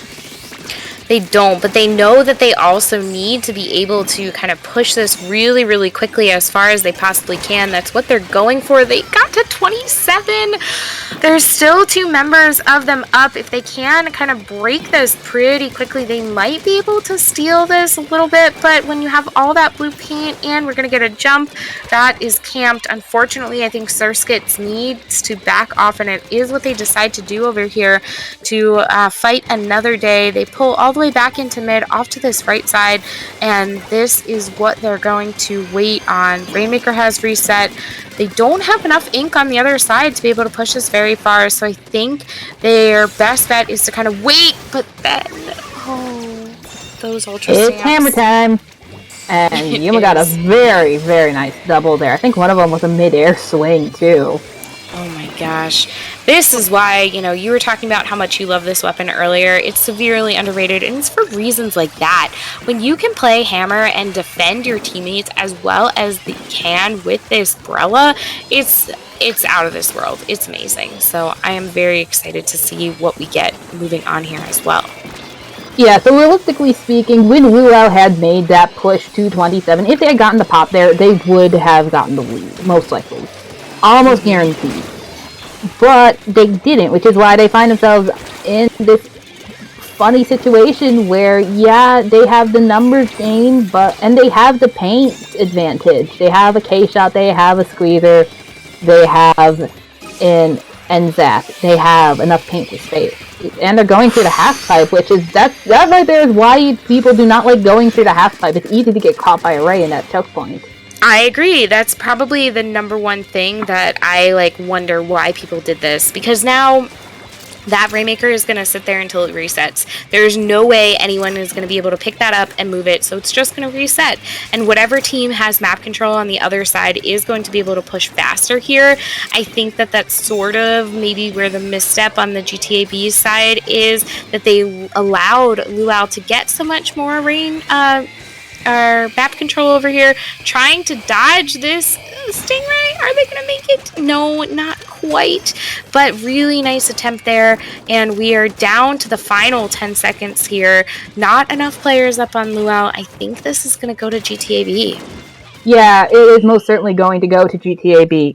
Kudos to Cannon, I believe was the Rainmaker carrier. Kudos to Cannon for dodging the Ray for so long. If he had not managed to push up and get that last little bit of damage on the Rainmaker, they would have survived the ride. Mm-hmm. That doesn't mean, of course, that they would have won, but they would have survived the raid. Yeah, it's frustrating to be able to have those moments where you're like, wow, if I could have done just that one little bit of thing, maybe I could have gotten this, maybe I could have gotten that. So I am really curious to see what we're going to get next and how we'll be able to move forward. So honestly, moving forward, if I had to guess, GTAB is not going to swap anything except their backliner, and their backliner probably will go back to the fire thing. Mm-hmm. E-Looter can be good on this map, but you also can get overrun very, very quickly. Even more so than on a map like, say, Skipper, which still is relatively flat and easy to get overrun. Last time up around a pit, there is so much coverage, or there is so many areas for people to hide. You are going to get overrun, and you are going to die. Which is why this is the only map where I don't like backlining on for Plateau. But I would expect GTAB to not swap their comp at all except the backline. I have no idea what Luau will do. I will be completely honest. Yeah, normally I'm I would say excited Dynamo, but their Dynamo player has left the team, so I don't know. Maybe somebody else has picked up Dynamo in their place.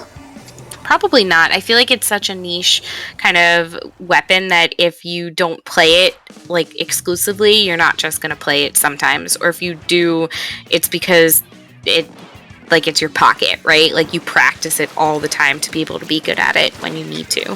I think that the comp that they have is really smart. That's kind of what they were running for earlier, and they did decently well with that squeezer earlier as well, so this might work out in their favor. I think the problem they might run into is they don't really have as much paint as GTAB does, because using Yuma's tent over here, that's going to paint a zone very quickly, and the walls are also going to help kind of keep people out as well. So I think they might be in a little bit of trouble in terms of how much paint they're going to be able to get on the map. Yeah, for people who don't recognize that kit. Well, we can give that dive a 7 out of 10 for elegance, but unfortunately it does send him back to spawn. It does. But for those of you who don't recognize that kit, Yuma is actually running the Sorella tent umbrella, which is a niche among niches. You don't really see that often. Most tent umbrella specialists only run the camo and the vanilla. It has curling bomb rush, which is only on 3 weapons, I think, if that many. And it is a very niche zones metaphor on very specific maps, like this one. Oh, two down on the side of Luau. Beautiful snipe there from DLK as GTAB gets the zone in their control. Then they don't have a very big penalty, so they will chew through that quickly. Yeah, and I think that was a really smart play too. Like you were just talking about that bomb rush that did come out. We saw them kind of ricochet off of those ramps as well and sort of sit in the middle, and that's exactly how you want to use them, right? You want to utilize the map and the areas that you have of this. If you can use some of those ramps to get some things caught in there, use some bombs to sort of cause a bigger nuisance within the zone, paint more than maybe they would have if they had just run right through. I think that's really smart and kind of an intelligent placement that we've seen so far. We're getting really close to a lead swap right now. We do have Mish in this zone. Unfortunately, does go down by Type Moon, and that will cause the zone to go over in Luau's favor, putting a 49-point penalty onto GTAB. Yeah, both teams got very strong pushes out of the gate, though, so I could definitely see another strong push coming out from one of them to get that lead. GTAB has 2 specials. They're almost to a third. Yuma's going to get their 4th very quickly. Oh, there goes Rhythm. So they have 3 specials. But out of all their specials... Never mind, they have 1 special. If that head-on happens, though, out of all the specials, the Splashdown is probably the one that's safest for them to lose. I agree, because it's not going to paint as well as maybe some of the rest of them. But at this point, we have 3 specials online from Luau. They do end up using 2 pretty quickly, and they still have 1. Those bubbles came out in mid. We are getting them to kind of hold the zone. They do lose control. It's a neutral right now. It's going to be pretty tough. We have all 4 members of GTAB were in the zone. 1 did go down, and oh, that beautiful snipe onto Surskit as well. I think the curling rush coming in now too, so that's going to charge ahead, give the members some paint. Beautiful snipe there again. We love to see the quick scope snipes like that. Just barely any aiming needed, just hold, point, release. And now Rhythm is in a very strong position here with that sloshing machine. He's going to be able to really harass the people that are up on that steps area between the fizzies and the main weapon. And if anybody does manage to drop, like say the Squeezer, who drops with bubbles, he can use that Splashdown to instantly cancel him. But he's going to get canceled instead by said Squeezer, who is going to come in. He is almost 2 bubbles, so Type Moon is going to have them very quickly. Zone is going to flip back in favor of Luau here, most likely. Yuma's doing an admirable job trying to win that fight, but not able to win it. Really, really nice job there. Another bubble does come out. It is going to kind of be that last one there. We're breaking this down, Chads. I mean, we're getting really close to kind of knockout at this point. I think GTAB needs to be really conscious of how they're going to push in. They do have 1 special online. They need to focus. They need to hold as many as they possibly can and not feed, because it's very tempting to sort of be like, all right, we're all going to rush in because we don't have a lot of time. We're at 10 seconds. We need to be able to take these zones. But if they all die, then nobody's going to be able to do that anyway. So I just want them to really, really think about their positioning and what they're going to do in terms of strategy and not just rush in here. Really, Rhythm needs to start winning the 1v1s against the Squeezer. The Squeezer keeps taking him out, and that's really what's not helping here. But Yuma getting a beautiful kill there with an assist with that shield. His teammates weakened it just enough, and they did manage to reset that zone timer. So overtime will continue. Very dicey situation there. Curling rush coming out again. The rapid is going to get forced back, and having the curling rushes in the zone is helpful. But the Squeezer does have bubbles, and the bubbles are out, so that is probably going to tap the zone. It is. Even that baller wasn't super helpful there at that last moment. But you know what that does? Game 5. That evens it up. We're going to our game 5. Yeah, what's game 5? I don't actually remember. I was thinking that too, and I was like, oh, we'll get to see it because I couldn't remember either. Tower Control has blessed us with the maps. Tower Control, Starfish main stage. This is going to be interesting. On one hand, Tower Control is not 10th greatest mode. A lot of 10th players don't play 10th on Tower Control. So it's going to be interesting if Yuma plays Tent. He might not. On the other hand, Starfish, pretty good map for sloshers. I was thinking that too. And Tower Control is good map for sloshers and blasters. I think both of them are going to do really well here. We have seen that we've had blaster players do pretty nice job on these teams, so we can potentially see another one come out there. I don't know. I'm curious what else we'll get. We probably are going to go back. He's going to run Squeezer. No, probably not. Squeezer can be good on Tower Control. I don't know if it's necessarily the greatest on this map. So it's definitely going to be interesting to see what they go for, because Type Moon really was shutting Rhythm down, which took a lot of GTA APB's killing pressure away. If you really think about it, they are running a support weapon, a support Slayer hybrid flex, whatever nebulous state of existence V and Zap exists in, and a Slayer. Traditionally, most team comps will run 2 Slayers, 1 support, and then either a 3rd Slayer, a backline, or a support Slayer hybrid. So it's very interesting because GTAB is technically only running 1 Slayer. Interesting. Okay.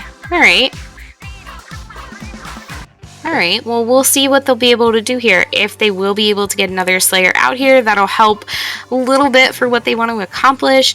We do see a Blaster. Alright, we have a Slosher, and the Brella is back. Yeah, the Brella's back. He was going back to that Camo Tent, which I think is a smart choice. Camo Tent is probably the best one for Tower Control. If I'm wrong, the Tent players can come into the chat and yell at me. I always love to learn new things. But no, I agree with you. The aggression that the hammer provides will allow them to push up more. And we already have a full life. Rhythm is all the way up onto enemy snipe. That is a great place for him to be. The Autobomb's probably going to chase him off. Yeah, there he goes. Run away from the chicken. I mean, that's what you gotta do, unfortunately. I see the chicken bomb. You better move, otherwise you're in for a foul time. Chickens make you chicken? As a backliner, yes, chickens make you chicken. Yes, I would agree. I mean, I'd be pretty scared of that as well. I think Mish got caught unawares. Unfortunately, doesn't quite able to make that jump out. Kami is going to push up on the snipe now and sort of support from above where they can. We have all 4 specials on Luau Online. We are going to see one person go down. We get 1 special popped. I believe that was the armor on the NZAP side. So we do still have a couple of availabilities that they can kind of use in their toolkit. That splashdown comes out as well. And we have the baller who's now riding on the tower. Does let them get through that checkpoint. Communication has to be strong in order to be able to perform a maneuver like that. Comes off of the tower and the ball, and another player picks it up to keep moving a little bit. Yeah, and now the bomb rush is coming out from the Splashmatic, which is very, very smart because that keeps that upper left area on the side of GTAB clear from them for a little bit. It does allow Luau to touch that second checkpoint. It does not allow them to get all the way there. Kami's in a rough spot right there. Goes down to the LK and Yuma to get working together, but 2 down, now make that 3 down on the side of GTAB. Very unfortunate there as the Blaster pushes way up. The LK is going to back up a little bit and use that Stingray, but the armor is coming out. Stingray's worst nightmare. 2 down now on the side of GTAB, and this is really where things start to steamroll on this map. They really do. I think also they're in a really tough spot. GTAB is in a scattered spawn situation. They need to be so careful about how quickly they want to pull in. We have all 3 members of Luau up and someone's on the tower. That is going to be game. Really nice job from them coming in close to close out that final game of this set. Yeah, that is really, really good for Luau. On paper, I would say that GTAB is the stronger team on paper. I mean, Yuma is probably pretty high on one of the plus servers. I know Rhythm is in like +2 or +1. I don't know if anyone on Luau is even in +3. So on paper, definitely the stronger team, but Luau just played better. And sometimes that's what it comes down to, you know, like you could have like some synergy going with your team. Everybody feels really good, and you know the other team might have like a hiccup or two that's going on, and they just take it. So really great job to Luau. I'm so excited. I got to watch them play today, and this has been a really great experience for me to see them. Yeah, it's been a great experience commentating with you. We are going to take a short break, but before we go, Alyssa, Acid Sunshine, where can the good people find you? Nowhere. I'm on Twitter, Acid Sunshine with a double E on the end. I have not been on Twitch in quite a long time, but Acid Sunshine on Twitch as well. Please, my DMs are always open. I may take a while to get in touch with you, but I love to hear from everyone, and that is probably the best place if you want to get in touch. Then, as always, you can find me on Twitter, ShadowDragon42. You can also find me on Discord with Shad's #52111. Feel free to DM me if you want to scrim or something like that. And then I stream on Twitch on IV_Shads with another underscore in. You've probably seen me in the chat. I work there. And occasionally speak. So this has been... Yeah, and it's been so much fun. Thank you so much, Shads and IPL, for having me on tonight. I have had a blast. Thank you so, so much. Thank you for blessing us with your presence. Aww. As for the rest of y'all in chat, don't go anywhere. We will be right back.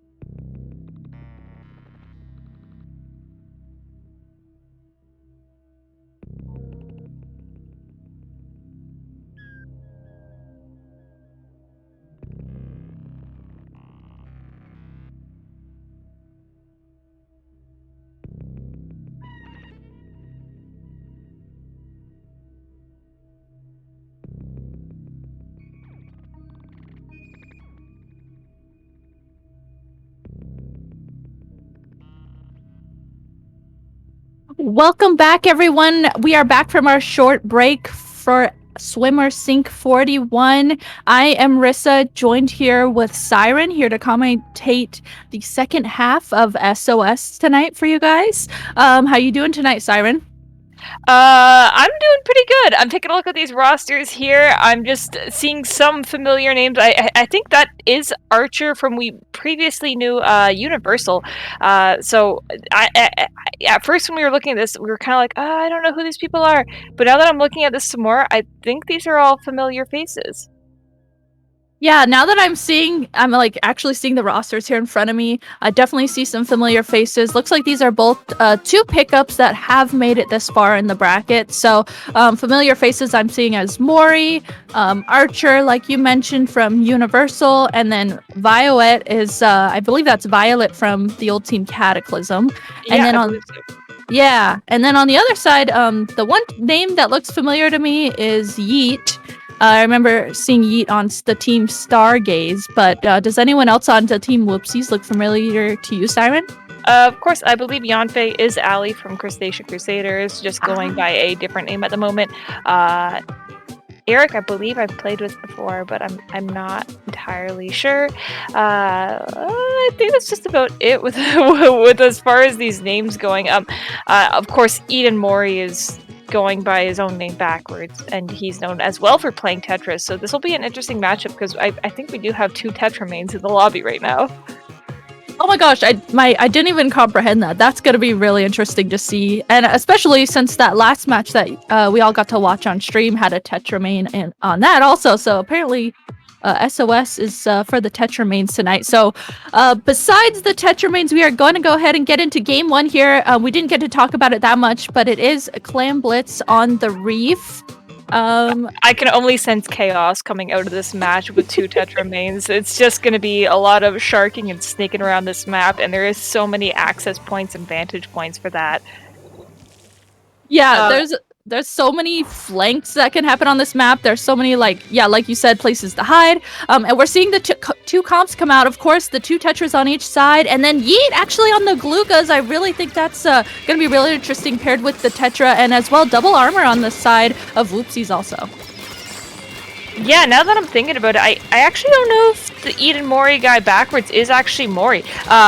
Besides that point, we are seeing Archer here getting that pick right off the bat onto Ali, and is going to be taking this man advantage here to gather some clams and basically retake control of this bridge. Getting a good location on everyone on the other team, which is going to be very important getting into the push there, but unfortunately with one of the members, the Tetra, going down here, that is going to put a bit of a slowdown to what they're starting here. Yeah, each team kind of just poking at each other, it seems like so far, trying to get picks. Yanfi here going in, and a triple happens on the side of Rakuen, and the basket is going to open. Woopsies here getting a strong start here, continuing to throw in clams. I love the wall placement up there from CN, just trying to keep clams going as much as they possibly can. Let's see if they can get any more clams in. The basket still has time, and yes, they are able to get more clams in. 2 members go down, 3 members, and now it's just the Tetra. They are down as well, so finally a complete wipe on Woopsies as Rakuen has to get in a position to regroup. Yeah, I liked seeing the play that Woopsies was making there, just kind of diverting as many members of Rakuen away from the objective here, which allowed them to get a longer push in general, which unfortunately does have a large penalty to it, but overall, in the grand scheme of things, it's going to be way easier to defend a push of 38 versus, you know, something small and cheesy like 60. So Yeet here going to be trying to defend against Bahamut, which is going to go up into this close here and get a bit of a sneaky entrance way. No one quite having the clams to back that up, and with unfortunately 2 members going down, just the power clam holder and these dualies here, he's going to have to make a jump out back into the street, and with that splashdown ready, he has some level of defense in case there is a push happening here. Yeah, I love that, you know, they didn't, this Tetra player we're watching didn't necessarily keep pushing up. They realized, oh wait, we have 2 members down on my team. I need to back up and jump back to help my teammates. So Bahamut gonna go ahead and try and lead this charge, carrying a power clam. They still have that splashdown at the ready, like you mentioned, Siren. And looks like they're gonna try and sneak in, you know, maybe get that splashdown out, but they do go down, unfortunately. So their teammates are just kind of left up with this power clam, trying to juggle it and try and get in a position to regroup. Yeah, it seems like a long stall here happening on that left side by Woopsies' basket. It looks like they're just trying to get an opportunity, but with the Tetras getting in towards that basket and that baller going up, that is going to be the start of the push. But with the Junior going down this early, that's going to be a lot of objective loss there. So Woopsies getting these 2 integral picks is going to be really important here. They're able to spot Archer out on that right tree, but Archer is doing a good job in spacing out one of the players of Rakuen and getting that pick. He's just popping into this corner here and looking like he's actually going to be able to space them enough to wipe this whole team very slowly and gradually. Just going to be Ali left on this bridge here defending and sharking, spotting out the other dualies here and getting that sneaky little splashdown kill with it. I love that spacing we saw from Archer and waiting for their teammates to come help them. I mean, look at that has allowed their teammates to follow up around that, and look at all this map control that Rakuen has right now. They're gonna pop their armor and try and get this pick on Yemphy, and they do just that with just 3 up on the other side. No specials right now for Woopsie either, and this bridge control. Rakuen is sitting in a really, really good position here with 26 clams. Forgot to mention that too. They have 26 clams at the ready. Looks like they are gonna pop armor, but counter armor comes out from the other side. So let's see if they can get anything done. Yeah, they're slowly running out of time here, and with members of Rakuen going down here, it's not looking very good for them. It's looking like they're going to have to try and get the best pick they can in overtime, and just with everyone with special seemingly going down and losing a power clam, this isn't going to be easy for them. They're just sort of picking up clams and then losing them right away, and with the 10 clams in their hand, that's just going to be the power clam. They need more than that to back that up right now, because all that's going to do is eat into the penalty that they currently have. Archer getting these pokes onto that bridge, they're going to have to regain that area if they have any hopes of getting this game back right now, but it's not looking too good for them. However, anything can happen with that length of overtime they are going to be able to get. Yeah, and look at their clam. I was just watching Rakuen's clam count. It went all the way up to 30. Looks like it's going to drop down to 10 as 2 members who had 10 clams each go down. And in the last 7 seconds here, with Woopsie scoring and armoring up at the same time, continuing to score clams, and it looks like this is going to be game. And yes, that is going to be game. So game 1 will be going to Woopsies. Yeah, it just looked like what was going on towards the end was everyone was trying to pick up clams, and it ended up just culminating in everyone having a power clam. And with a comp that they had that relied on stealth so much, having multiple dually players, I just don't think that added up to being able to get that in the end of the game. I think they definitely needed something that wasn't going to expose their location for the end of that game, especially when you're dealing with someone like Archer who can just sort of poke you out and find you and stand outside of your range. So that is pretty unfortunate for Rakuen there, but I do believe they're going to be able to make that back up in the next game. Rainmaker on Manta Maria, they do have a rather fast comp, and with Rainmaker, you know how dangerous that can be. Especially for some reason, I don't know why, but Rainmaker on Manta Maria just seems like extra dangerous to me. Like it can just switch just like that, and it can get KO'd so fast once it's called the street area. Once the team gets past that street area and drops down, it could be game over so fast. So with the way that fast comp has been going, like you mentioned, I could see this just spiraling really fast.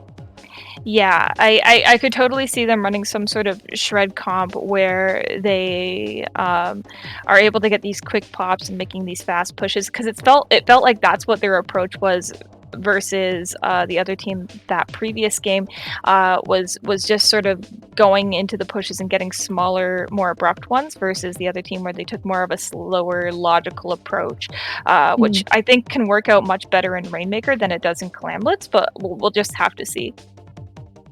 Yeah, we will definitely have to see. And, you know, each team does have a Tetra, so they have that potential to do, you know, flanks that are distracting, or, you know, crazy jump down splashdowns, or and just jumping in and getting picks with the Tetra. So it's kind of crazy to think that both teams have that potential, just when I think about the way Tetra players do play.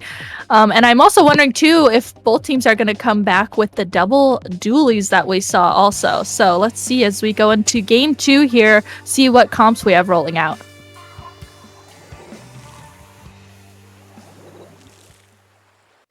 Right, so it looks like we're actually going to be seeing a Nautilus out of one of the teams. coming out with a lot of bomb-heavy potential on that one side, and honestly, the other side having 4 bombs as well, looking like both teams are taking that lethal approach towards the Rainmaker and Shield. But with a really early start from... I have forgotten the team names, and they're not on the screen right now. I'm so sorry. Thank you. Woopsies. Not getting that initial pop there. They are going to be trying to recoup and getting these picks, which is really important because they did just take out that Squeezer there, which is great because he would have been normally a huge... Oh, I was just about to say he was going to be in the way of making the push, but that's actually just going to be a counter wipe on Rakuen there. So this could be a very fast push.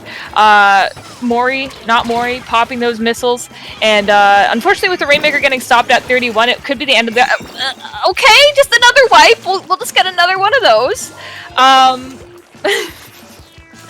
So this could be just the exact same thing for Woopsies. They just need to move back fast and in time. And with Yeet, one of the faster players, grabbing the Rainmaker, I'm not sure how well that's going to be able to be accomplished here. And with Ali kind of rushing into mid, trying to get these picks on the Rainmaker, but unfortunately getting spotted in time before she's able to do much, they are going to be able to continue their push.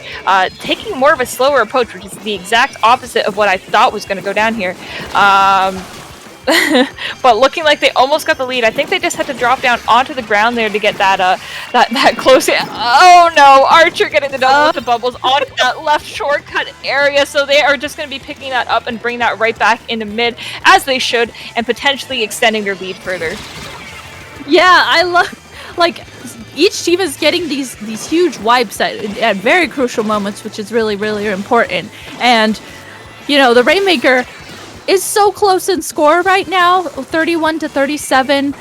Either team can take this. I mean, we still have 3 minutes essentially left of this match. It looks like right now each team does have 1 member down, but right now Rakuen is the team that has this mid control. You can see Archer here posted up with the squeezer, just making sure that he's adding pressure here on all the angles that they can. And you see that, ooh, I love the team up there that happened on the left side with Archer. Team up, making sure they called out anyone they saw, and just kind of a lot of looks like they're getting ready. Rakuen is getting ready to get their specials ready. That way they can potentially get a push, but unfortunately their Tetra goes down as they were trying to do that. Yeah, looking like a bit of a stalemate right now. Either team is getting kind of picks, but they're sort of one-offs and not really contributing too much to the game right now, since it's sort of neutral positions for both teams as far as lead and map control. Looking like just a fight for mid at the moment. And with Eric getting that pick onto not Mori, they're going to be moving up onto the right here with 2 members of Eric's team going down. Unfortunately, that is just going to be a quick jump out there. They definitely want to be able to defend what they have right now and don't want to get that 31 extended any further, because of course with a push to 37 they just need a little bit more, and getting it down to the 20s would be very, very unfortunate for Woopsies right now.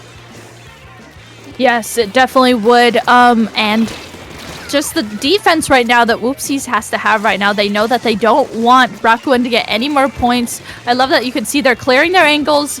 They're guarding the Rainmaker here on the left side of the street, making sure the Rainmaker resets without anyone grabbing it to stall it there on that left side. That's fairly dangerous. And right now, 3 down on the side of Rakuen. The 4th one down. Archer on the squeezer is down, and that's a complete wipe. So if Yeet here holding the Rainmaker wants to get the lead here, just has to drop and does get the lead just like that. What a sneaky little approach there on the right side, just going around the angles there, and a great lead from Woopsies here in the last minute of the match. It's going to be a 1v1, but the splatter is going to take that pick, and so it's going to continue for them. They could potentially get the knockout here, but with multiple members of Woopsies jumping in here, they are able to clean that out. I don't think many people are running stealth on this particular map mode, so they are able to take that out of there, but 11 is going to be terrible, especially when you only have 30 seconds left in the game.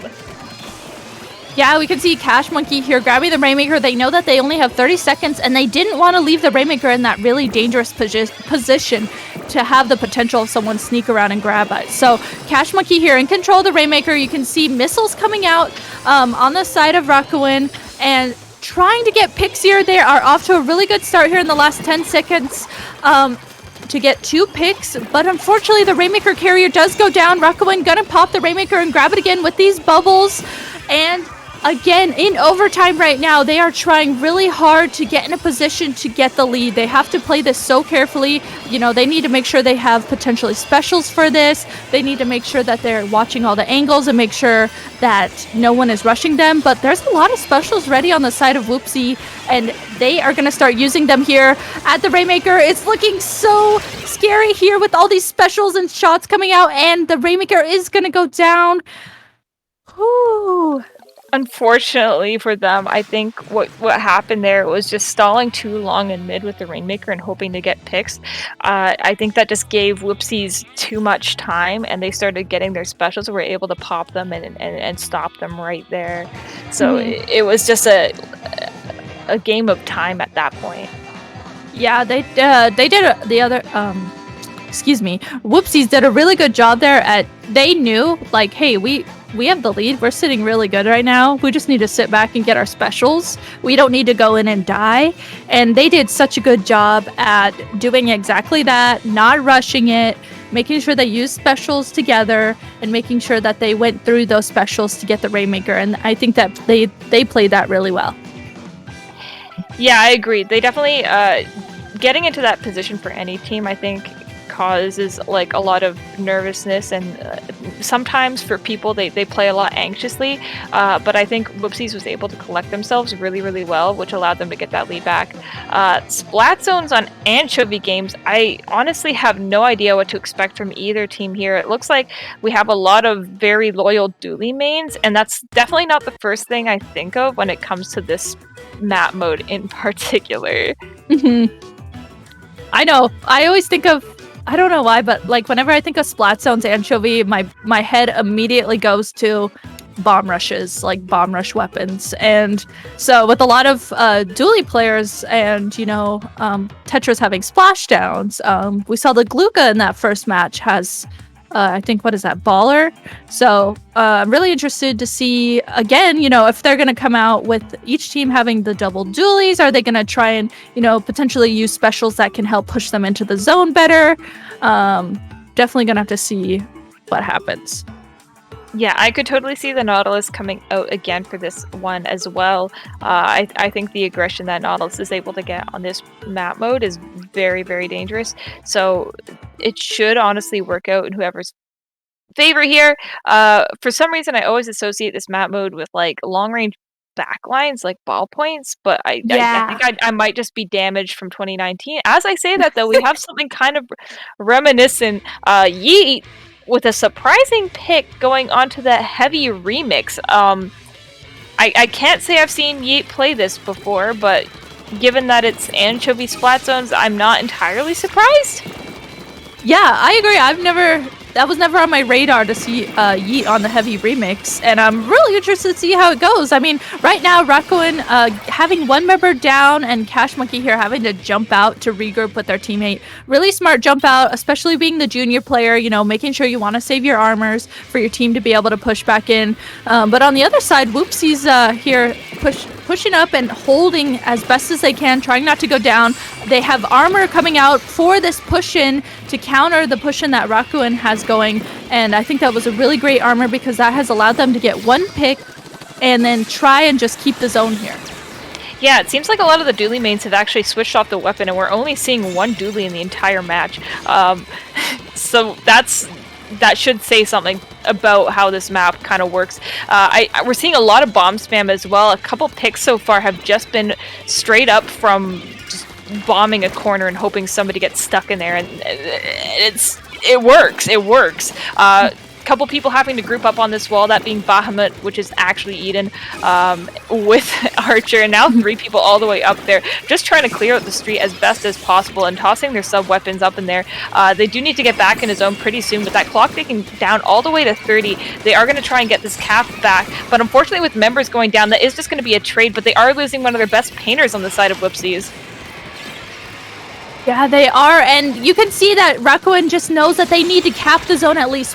They need to give Woopsies that penalty, and finally they do just that. They just needed to make sure that they gave the other team the penalty, and in doing so, they were actually able to get 3 down. It's just the junior player left up on the side of Woopsies. So you can see the junior at on the top right has their armor ready. They're getting ready and waiting for their teammates to regroup so that way they can push back in. 3 specials now at the ready on Woopsies, and Archer here used those missiles to try and, stall out this counter push that Rakuen has going. And you can see here, with points going down, Woopsies is going to have to start pushing in soon.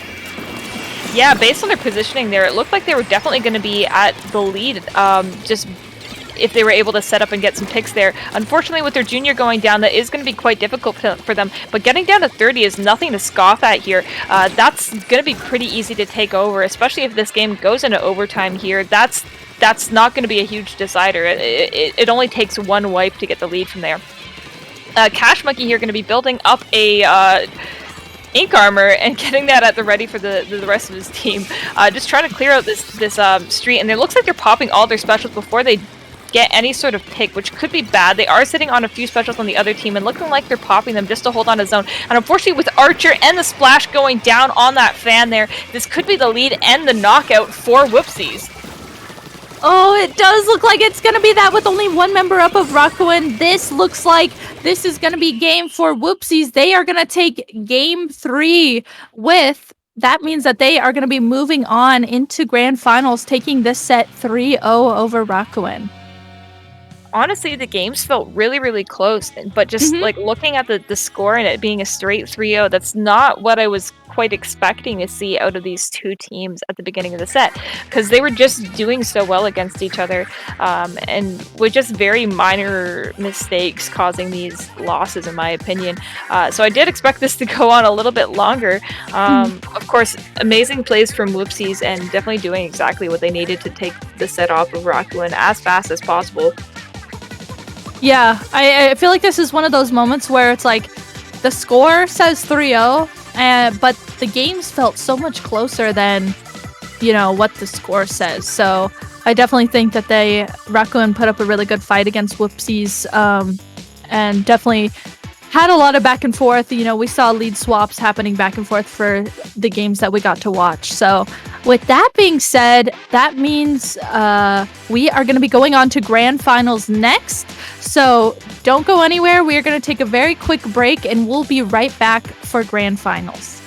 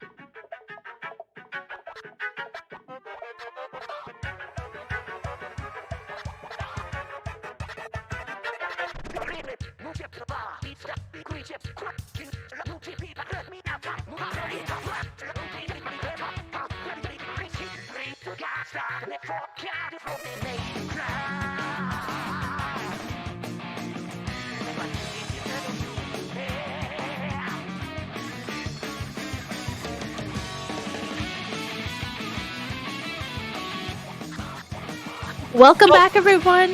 We are here for grand finals of SOS Swimmer Sync 41.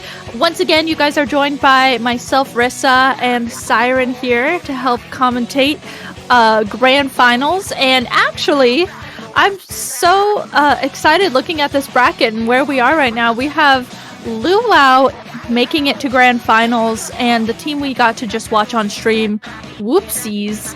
How do you feel about these two teams in grand, Siren?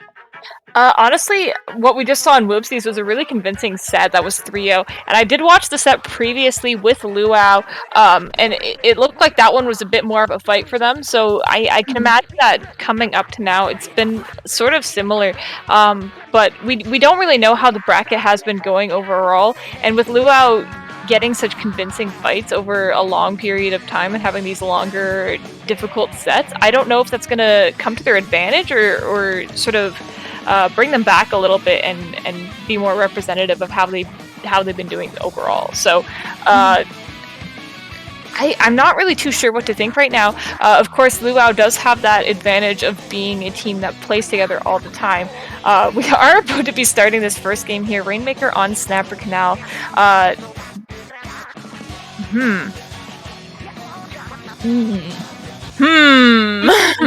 Rainmaker on Snapper Canal. I feel like anytime I see this, there's a C-Jet. But I don't know any of these players playing C-Jet, so doubt we're gonna see that. And as the weapons come out here, no C-Jets, but Yeet is actually gonna kind of, bring that C-Jet in with that 52 gal that has the Ray. So we are still going to see a Ray from Yeet. And double armor, once again, from Woopsies, like we've seen from them in the past two games. And then on the other side, Luau, with the Tetras, Kensa Shot, and Zap, and Nautilus. Right now, both teams kind of fighting for mid, each getting a trade, and just kind of seeing who can get those picks first. Yeah, looking like it's been pretty even game so far. Both armor not both, there's just one. Armor user going down onto the side of Woopsies there. So this is going to be an early grab. And with the members of Woopsies remaining grabbing that, they're looking over at the right side of that hill there where Luau might be camping out and just trying to block any entrances so the Rainmaker has free range in that street. Surskit going to get up onto the snipe here and good enough to be in a position to stop the Rainmaker, getting 2 picks out of it, and is trying to contest this pop. It is just Surskit versus, I believe, Ali there on that tarp, and they're just going to be kind of having a mad dash for that pop and spotting out Ali there. She's kind of playing like a mosquito or something where you're just trying to swat her away and you can't quite clap it and get it out of the air, but thankfully they did get her out of there on that side, but that is still going to be quite a nuisance and is going to slow them down when they did have that man advantage. That is such a good way to, when I think of Tetras, that the way you described it, Siren, is exactly how I think of Tetras playing against them. That's exactly what we saw too. So the game going on here, 2 members are down on the side of Luau. We're seeing Banana here trying everything that he can do to just try and maybe get in a position to shark, stall the Rainmaker, but is instead going to opt to jump out here to try and regroup with their teammates. Eric getting some more points on the side of Woopsies, getting the Rainmaker points all the way down to 20 for them. So right now, Lua has to really watch this and really try and think about how they want to play this. If they want the Rainmaker to reset, if they want to grab it, they're going to have to play this really carefully because, Woopsies has so many points already. Yeah, getting these leads, and they're not really like letting up when they lose man advantage or lose that fight. It feels like Yeet and Yeet and Ali are just going into their base and stalling out as long as possible and making them never feel safe when they're in their base like that. If the Rainmaker is popped, they cannot leave it alone. They need to have somebody watching it at all times. Yeah, they do, and we got to see a nice start of that Stingray from Yeet there, trying to... The Stingray I had mentioned at the beginning of this. Love to see it. But right now, as points started to go down on the side of Luau, they do continue to get picks here. 3 down. And with that, they do get the lead. Banana there snaking the Rainmaker to grab it as their Tetra just distracted, doing exactly what Tetras do, being a mosquito, like Siren said. And really, really good distraction there to get the lead. And Banana doing a great job at snaking it and knowing exactly when they needed to do that. Yeah, with 2 minutes remaining in the game, they do definitely have time to get that Rainmaker back there. It only takes a few seconds to get up into that area, but they are going to probably play the stall game at this point in. A lead all the way to 9 on this map is insanely good, especially once you get past that threshold near that spawn there. It is going to be very, very difficult. So Eric getting to this Rainmaker and popping that shield is going to be moving over to the left here and sort of just waiting for any opportunity. I feel like maybe they were playing very confidently with the idea that they would be able to hold on to that 20 lead, because that is also a really, really good number, but they're just going to be kind of diving the Rainmaker as much as they can from here. When you run enough QR and have such a good lead like that, there's no way that they're going to be able to get that down past 9 without some sort of like insane bodyguarding. Yeah, that's really true. And they definitely started out this with a really strong lead of 20. So, their mentality has completely shifted, thinking that they had a really good lead to start this. And now they have to get it past 9 if they want to get the lead. So right now, Luau has 1 member down as we go into the last 50 seconds of this. Yeet actually going to flank here on this 52. Gets 2 picks and now... continuing the push. Oh, I didn't see exactly what got the Rainmaker. It looks like it was that Nautilus still back here. Was able to at least pick the Rainmaker to stall it out a little bit longer for their team. And we see members of Woopsies jumping to Yeet here, trying to continue that push they had going. They did have a lot of momentum going there, but I mean, that Nautilus was really clutch there to get that pick and stop that momentum that Woopsies had going. Yeah, I'm having a hard time right now. I'm kind of drawing a blank at what Luau can even do here at this end point in the game. There's 10 seconds left. A race being popped on their street, and along with other specials, they're also sitting on a splashdown here. Ali's going to pop that on their snipes, and they're still just holding this Rainmaker at the end of the game here. So applying a lot of their pressure early, they are still sitting on specials in the other team. They're going to be popping that Jet to try and defend the lead, but unfortunately going down with that. And I feel like these specials are coming down kind of prematurely here. I think they could have waited for them to get a little closer into their spawn. So with members going down, this could be back for them. But with those 10 missiles kind of coming in clutch, I thought Banana was going to get that pick, but looking like they're going to be able to make it back into their spawn. There's 3 members down with Ali down. This could be the lead. They're getting the lead. No. Oh my God. I thought there was no hope. I thought there was no hope. Oh my Holy gosh. Shit. That was... What? Oh. I'm like speechless. We're gonna pretend Siren didn't discuss. No, just kidding. I feel like that was like a really hype moment. Like that totally. Oh my gosh, that's. I'm almost speechless. I can't believe in overtime like that they were able to swap the lead, and the lead that Luau had was so insane. I mean, they had it all the way down to 9, and all these little events led up, and Woopsies played that so carefully and just perfectly to get a complete wipe onto Luau and just safely just push up and get the lead. That must have been so satisfying.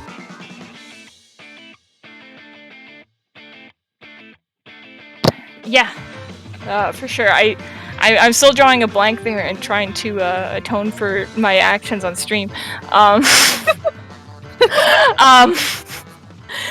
Next game is going to be Splat Zones on Humpback Pump Track.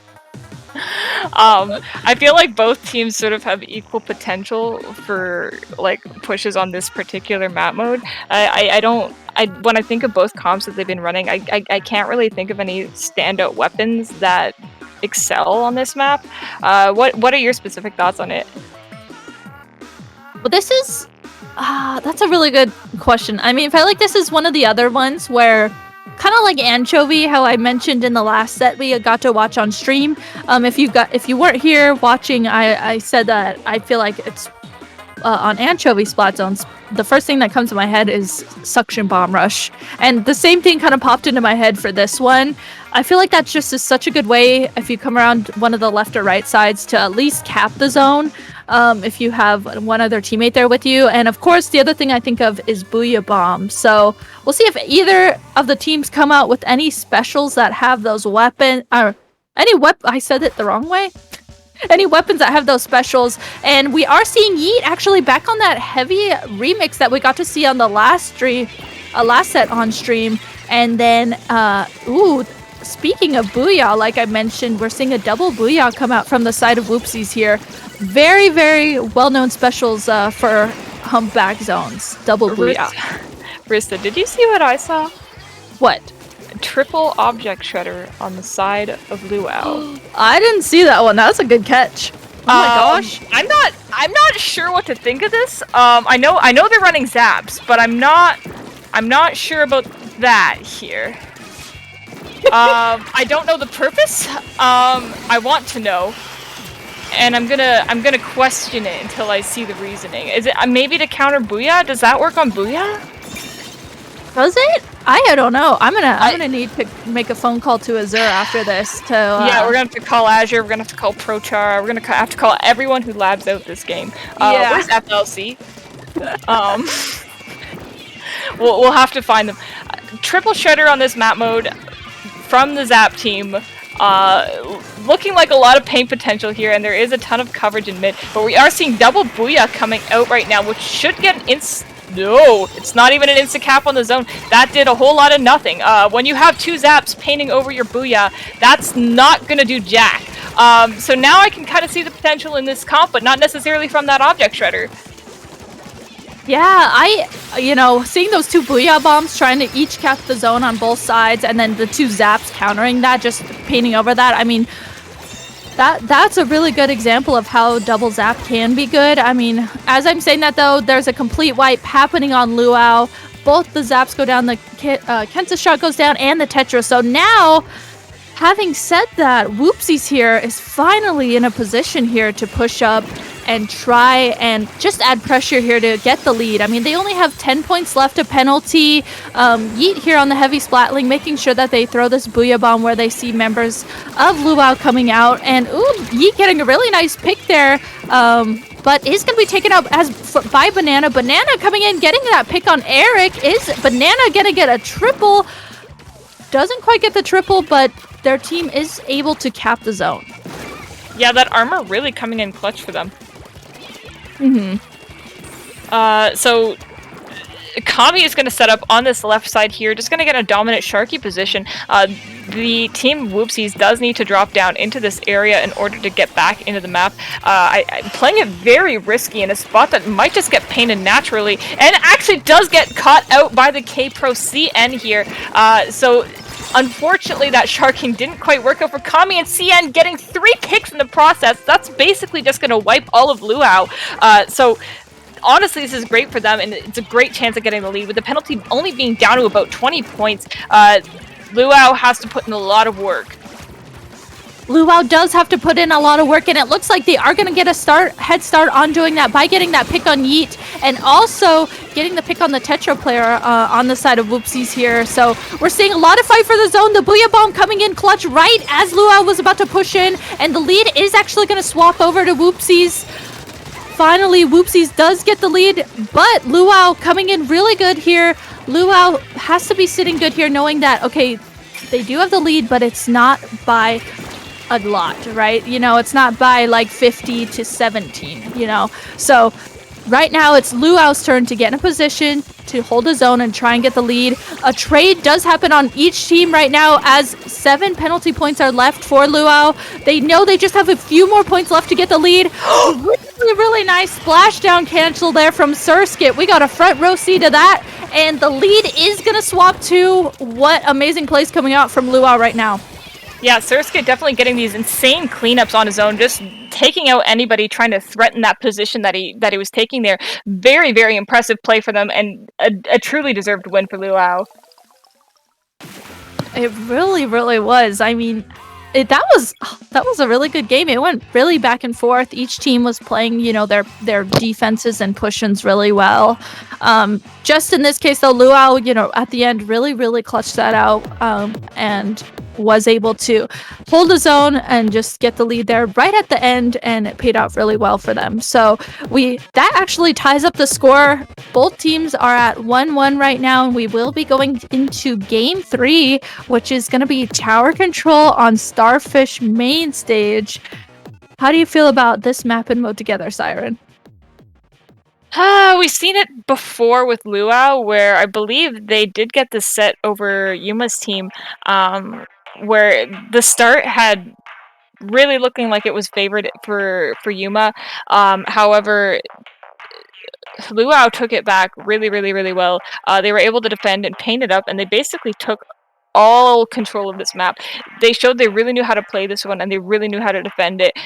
So what's going to be key here for Woopsies is they just need to figure out how they can break that insanely good defense that Luau has had. So that's all I can really say about this one here. Luau was really, really strong on this one before. Okay, that's good to know. I didn't watch that set in particular, but that'll be definitely something that we can all watch out for, because it sounds like Luau, has a game plan for this map and mode in particular.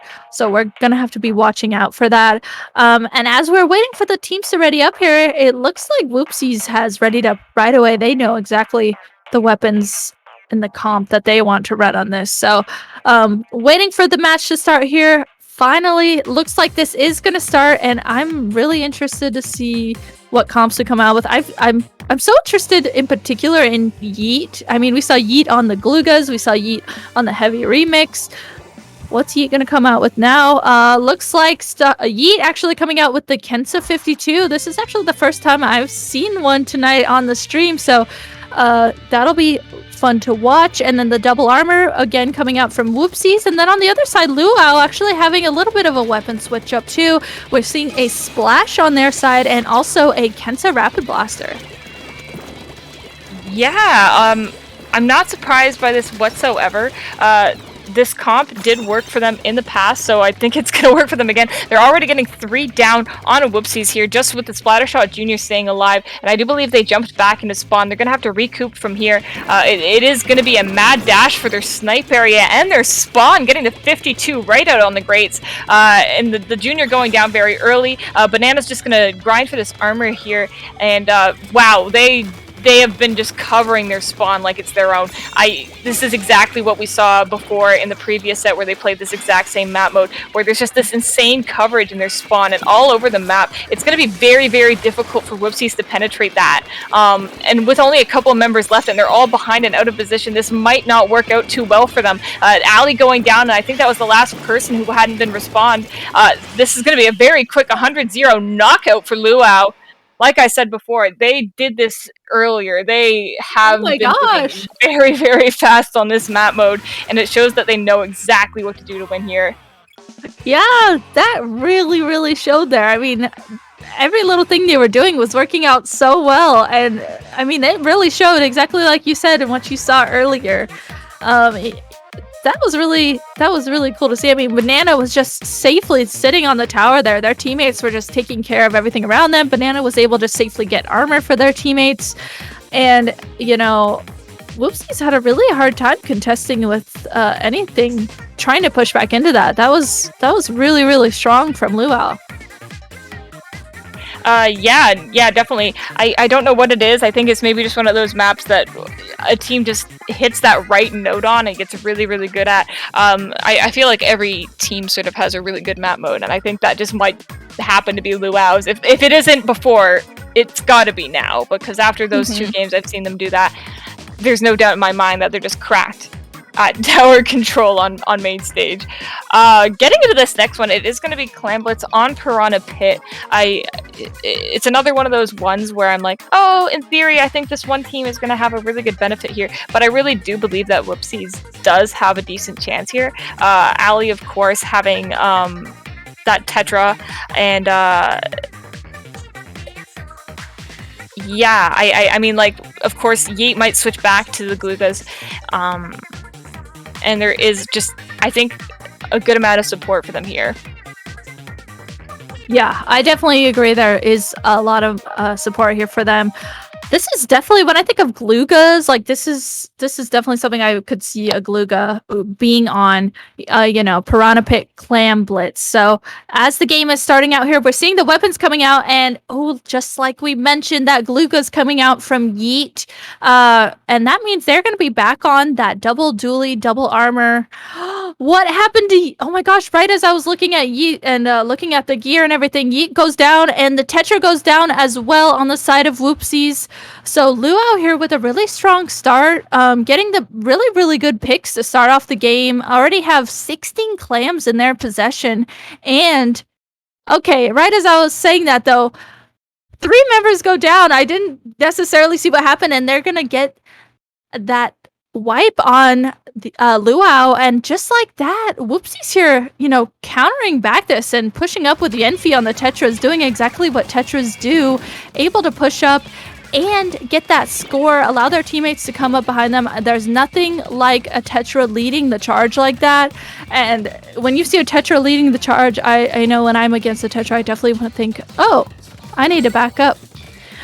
So as the game is going to continue here, the basket finally is going to close, and Woopsies here just doing such a good job at grouping up here in the middle of the map, making sure that they have control. They have 13 clams at the ready. They're still getting those picks that they need. There's 2 members down on the side of Luau, 3 members down on the side of Luau, a complete wipe. And right now, Woopsies just needs to make sure they get clams. That's Clam Blitz. They need to make sure they're getting clams.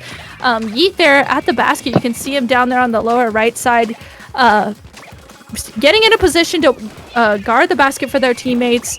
Just 1 clam was needed, and finally they do get those clams and are able to knock out. Wow. Okay. I think I missed quite a bit of that there. Insane game for Woopsies, I'm assuming here. Did things go as I assumed? They did, and we saw Yeet, like you said, on the Glugas, just popping off with that, and I think that, Woopsies was just holding mid the whole time and getting really good picks, and they were just really dominating that with that really quick KO.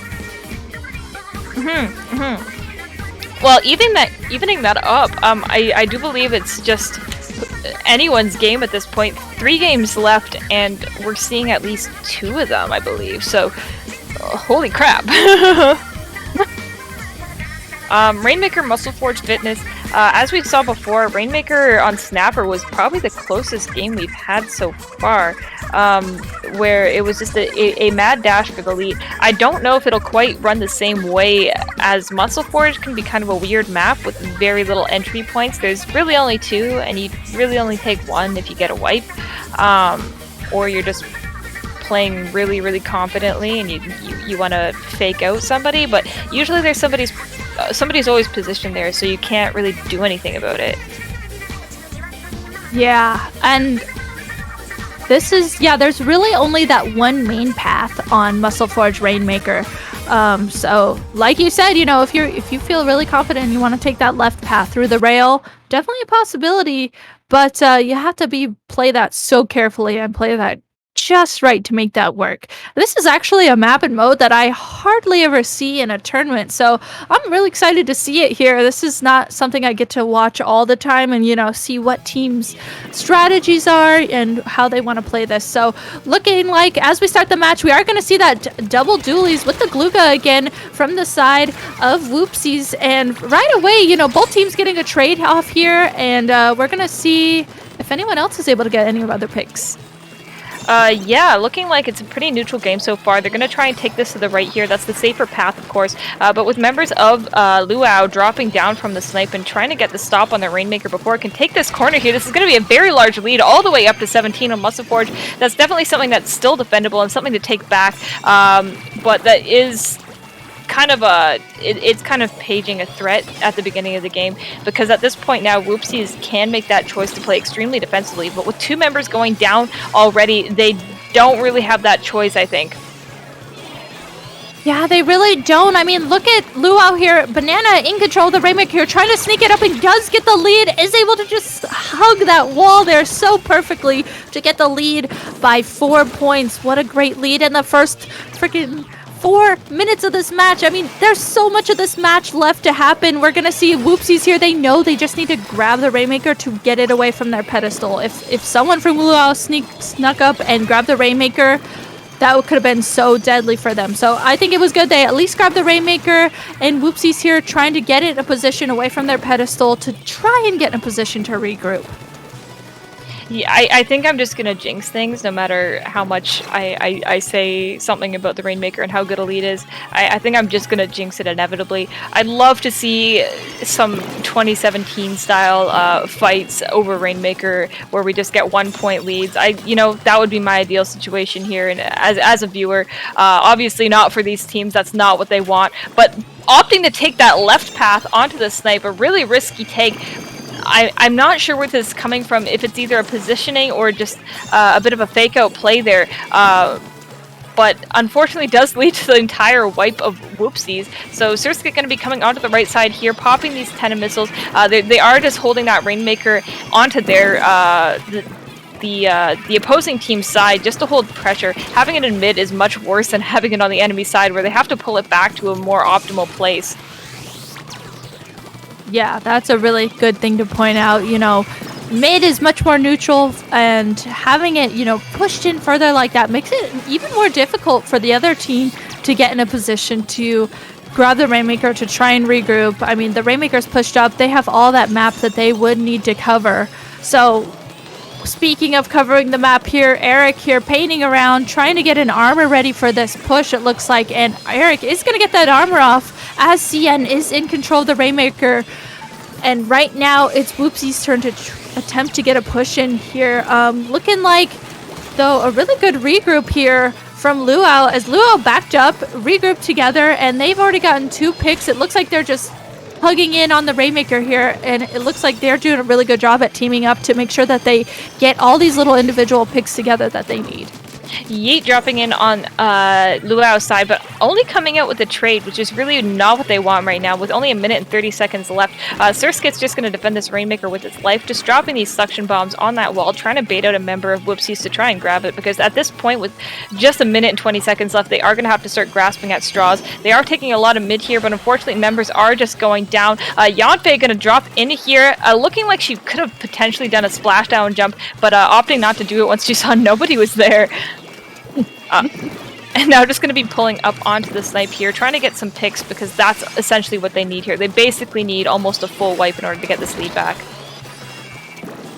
That they definitely do need to start getting some picks if they want to get the lead and hopefully get a complete wipe. We're seeing armor come out from the side of Luau, and right as they armored, the Tetra does go down on the side of Luau. So Woopsies here just trying to play this so carefully. I mean, there's Cammy coming out from mid here, just flanking around the Rainmaker, making sure they get that pick, and now that's a complete wipe on Woopsies as we go into the last 30 seconds of this match. Surskit gonna grab the Rainmaker and just continue to push it forward, and like Siren said earlier, just stalling out the Rainmaker on the other side of the map. So Surskit here on the right side of the map is gonna make it that much more difficult for Woopsies to get in a position, even if they get it, to push it that much further to get the lead. So Surskit here holding the Rainmaker as long as he can, stalling it out from anyone that jumps on the Rainmaker. Looks like there was one member able to jump on the Rainmaker on the side of Woopsies there, but the map control that Luau had was just really incredible. They had eyes everywhere. And just like that, Luau is going to win the set 3-2 over Woopsies. And they are going to be the... Oh, excuse me. Pretend I didn't say that. It's a best of 7. So we are still in it. That means... Okay, so saying that, that means that Luau has to win one more match if they want to take this set, and Woopsies is gonna have quite a ways to go compared to Luau, so they're gonna have to win these next 2 games if they want to take the set. Yeah, of course, Luau has got Woopsies exactly where they want them for these last 2 games. If they make up one mistake here, then it's completely over for them. So ideally for Woopsies here, they're able to take this first game so that they can chance it in the final one. But, you know, like I said, Luau is definitely in the optimal position here. You know, I'd love to see a Game 7, but, you know, it is what it is. And the next one, Splatzone's on Skipper. Oh, I feel like this is one of those ones where if one team is really dominating on it, it could definitely show through and could easily spiral. I mean, if there's one team that just is holding the zone, they're not letting the other team come in at all, definitely it can be something that is really tricky to push into that zone right in the middle of the map if you don't have the right specials to get in and get picks or get paint that far in the middle of the map to get the zone at least capped.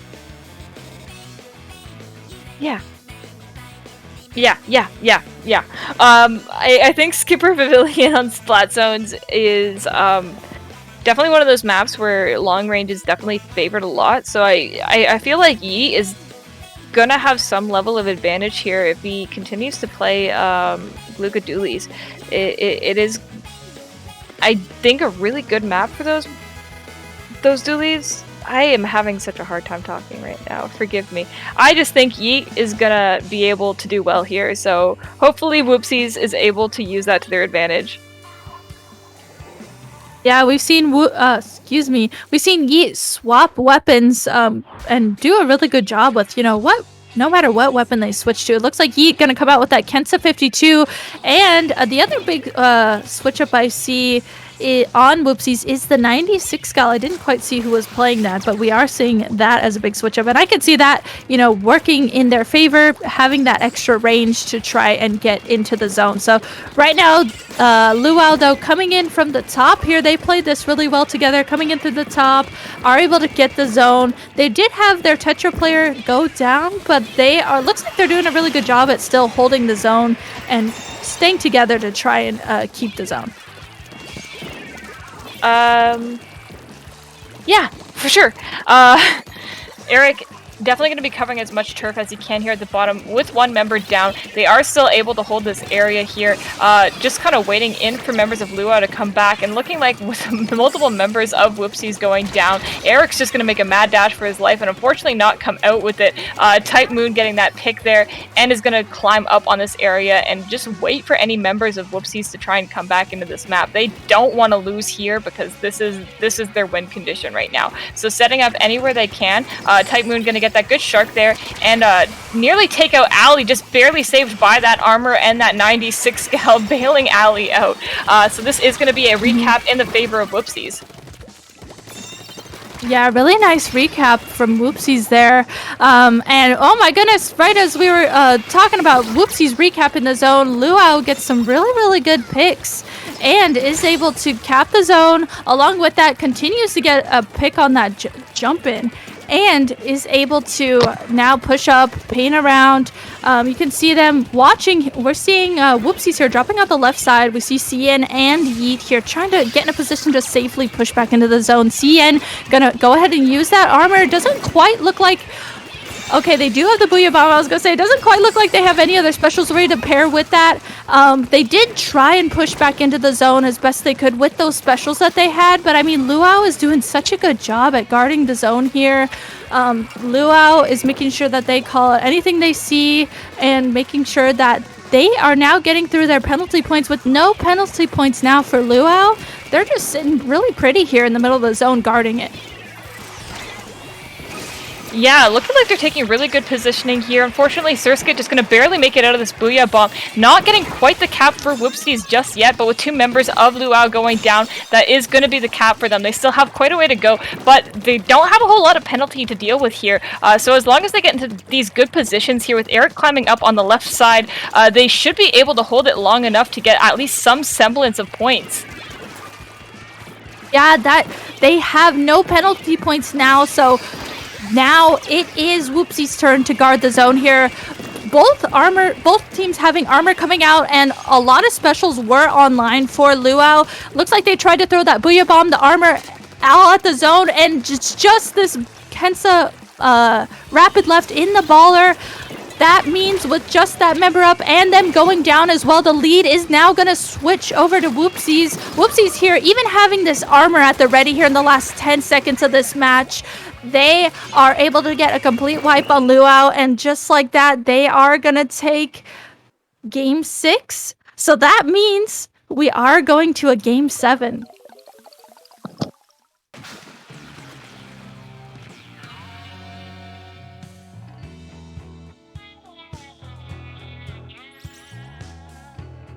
Hi, I'm having a bit of a moment.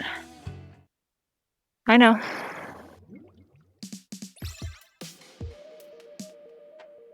Okay, so going into a Game 7 tower control on Inkblot. Honestly, these matches have been so close.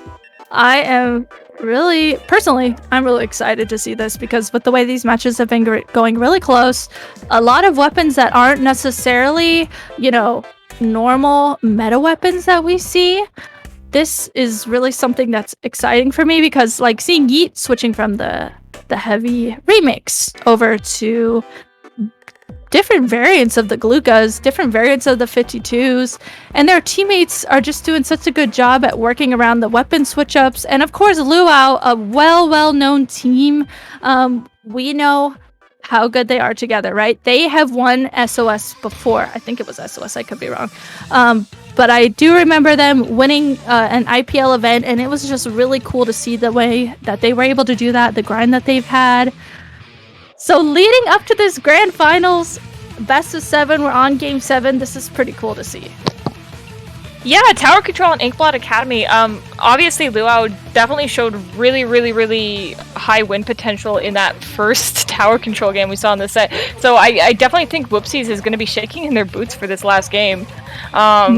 With what a quick KO it was. Of course, this is going to be a different map mode, so it's possible that that same magic we saw before won't be present here, but of course Luau did really well before. Yeah, I didn't even think about that. That's a really good thing that you pointed out, how strong Luau already has been on tower control.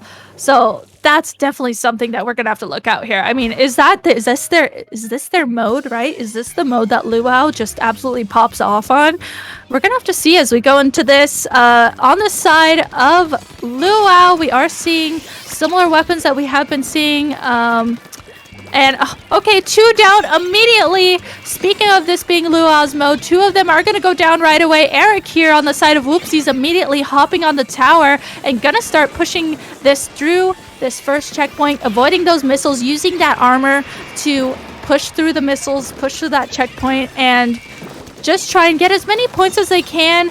Finally, though, Luau here able to get 3 down, and Luau able to counter this. The points didn't get too far for Woopsies, so Luau still definitely has potential to push this. Yeah, definitely getting that first tough checkpoint out of the way is going to be good for them later on, but it isn't the hardest checkpoint to deal with on this map, in my opinion. Just one that I find is sometimes easier to defend than others.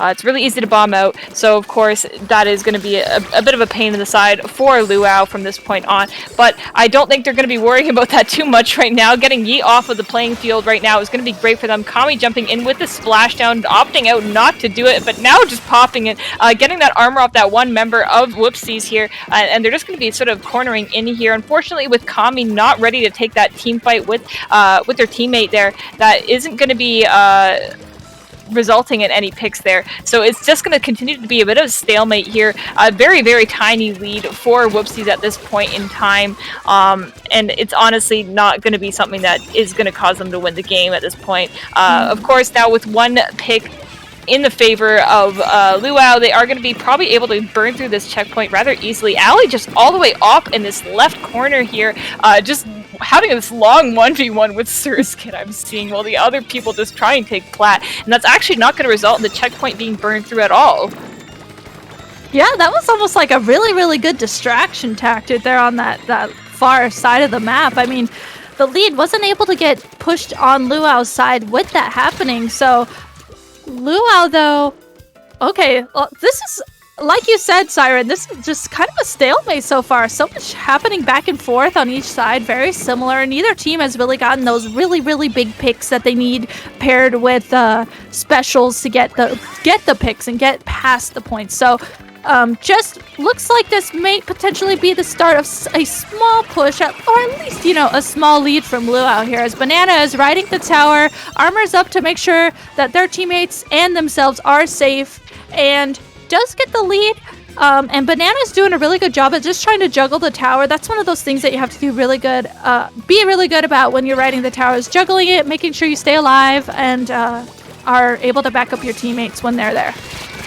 This is something unique that I'm seeing right now going on with Luau. I'm seeing a lot of members going down, but they're still somehow getting positive momentum for the game. I don't know if you've been noticing that, Rissa, but multiple members of Luau have been going down, but somehow they're just still taking these team fights and winning it. It's almost like they're trading one person down for two on the other team. So that's what brought them down to 50 points. So that's halfway through, and only with 1 minute and 30 seconds left. That's definitely not something that's going to be easy for them to defend, but given that Luau performed so well on tower control and defending previously, this is going to be very tough for Woopsies.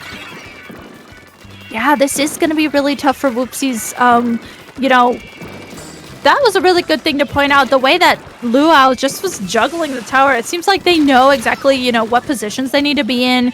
They know they're doing a really good job at feeding off of each other's momentum, it seems like. Like, they can tell they have that synergy to be able to know, okay, we need to keep pushing this, we need to keep going. And you can see kind of them doing that right now. They knew that they have the lead right now. They have mid control, and they're going to keep pushing the tower in this little position here. We're seeing jump-ins even happening as Surskit's trying to juggle the tower at least while their teammates come in. We're seeing Cammy jumping in on the Tetras, going to try and continue to just keep pushing the tower. In the last 38 seconds here, that's going to make it that much more difficult for Woopsies to get control of mid, to get in a position to even get the tower. Yeah, I see them doing it over and over again, where one member of Luau goes down, and that somehow results in two members of Woopsies going down as a result, and that's just what's been happening. Like, I feel for the second half of this game, that's just all that's been happening. So I'm expecting them to be able to continue that here, but unfortunately with that last push, they didn't extend their lead whatsoever, with 10 seconds left and them charming down all the way to 60s. This could be really bad for Luau. Of course, they have half of a checkpoint here that they can defend from, but with members of Luau going down near that checkpoint, this is just going to be a mad fight for the tower, and unfortunately the last man standing is going to be the one on the Luau, giving them this whole set and winning SOS 41. Oh my gosh, that got so scary there. I mean, I saw members dropping. I saw them going down, and finally though, Luau had someone there. I didn't necessarily see who it was, but they were there to they just needed to tap the tower, and they did exactly that. And Luau taking SOS 41, really, really good job to Luau, and also really, really good job to Woopsies. I mean, taking this 4-3, we went all the way to Game 7. What a great set that we got to watch here for Grand Finals. Yeah, honestly, going all the way to Game 7 is something rare, and it's something I'm always looking forward to when I'm casting these kinds of tournaments and seeing how these teams face each other and basically develop across the set and figuring out what they have to do to beat each other. And I think with Luau and them being sort of this constant team, they sort of have these formulas and ideas of how to combat different things that they're facing. So thankfully, I think they were just able to use that to their advantage here. Yeah, the synergy that Luau has, I mean, they've been playing together for so long. And their synergy, they knew like in that last game, they had the synergy to keep pushing that, to keep playing off of each other and just keep playing that as fast as they could. So they did a really good job, and it really, really showed through there. So that being said, that will be the end of Swimmer Sync 41. We are going to go ahead and wrap this up here. So if you guys... I'll do like a little shout for me, I guess. My name is Rissa. You can find me on Twitter, Twitch, and YouTube at Rissa High. Siren, do you want to go ahead and shout any of your socials out? Yeah, so same ones, Twitter and Twitch. I will be Siren Banshee. It's going to be on the screen right now. You'll also be seeing us later on at Riptide for Grand Finals. Yeah, so definitely be on day 3 of Riptide. Yes. We will be I almost said game 3. Yeah, day 3 for Riptide. Be on the lookout. We will be there commentating for top 8. So can't wait to see you guys there. And of course, can't wait to see you guys for the next SOS. We will see you guys this weekend on Riptide, and of course on the next SOS. Good night, everyone. Good night.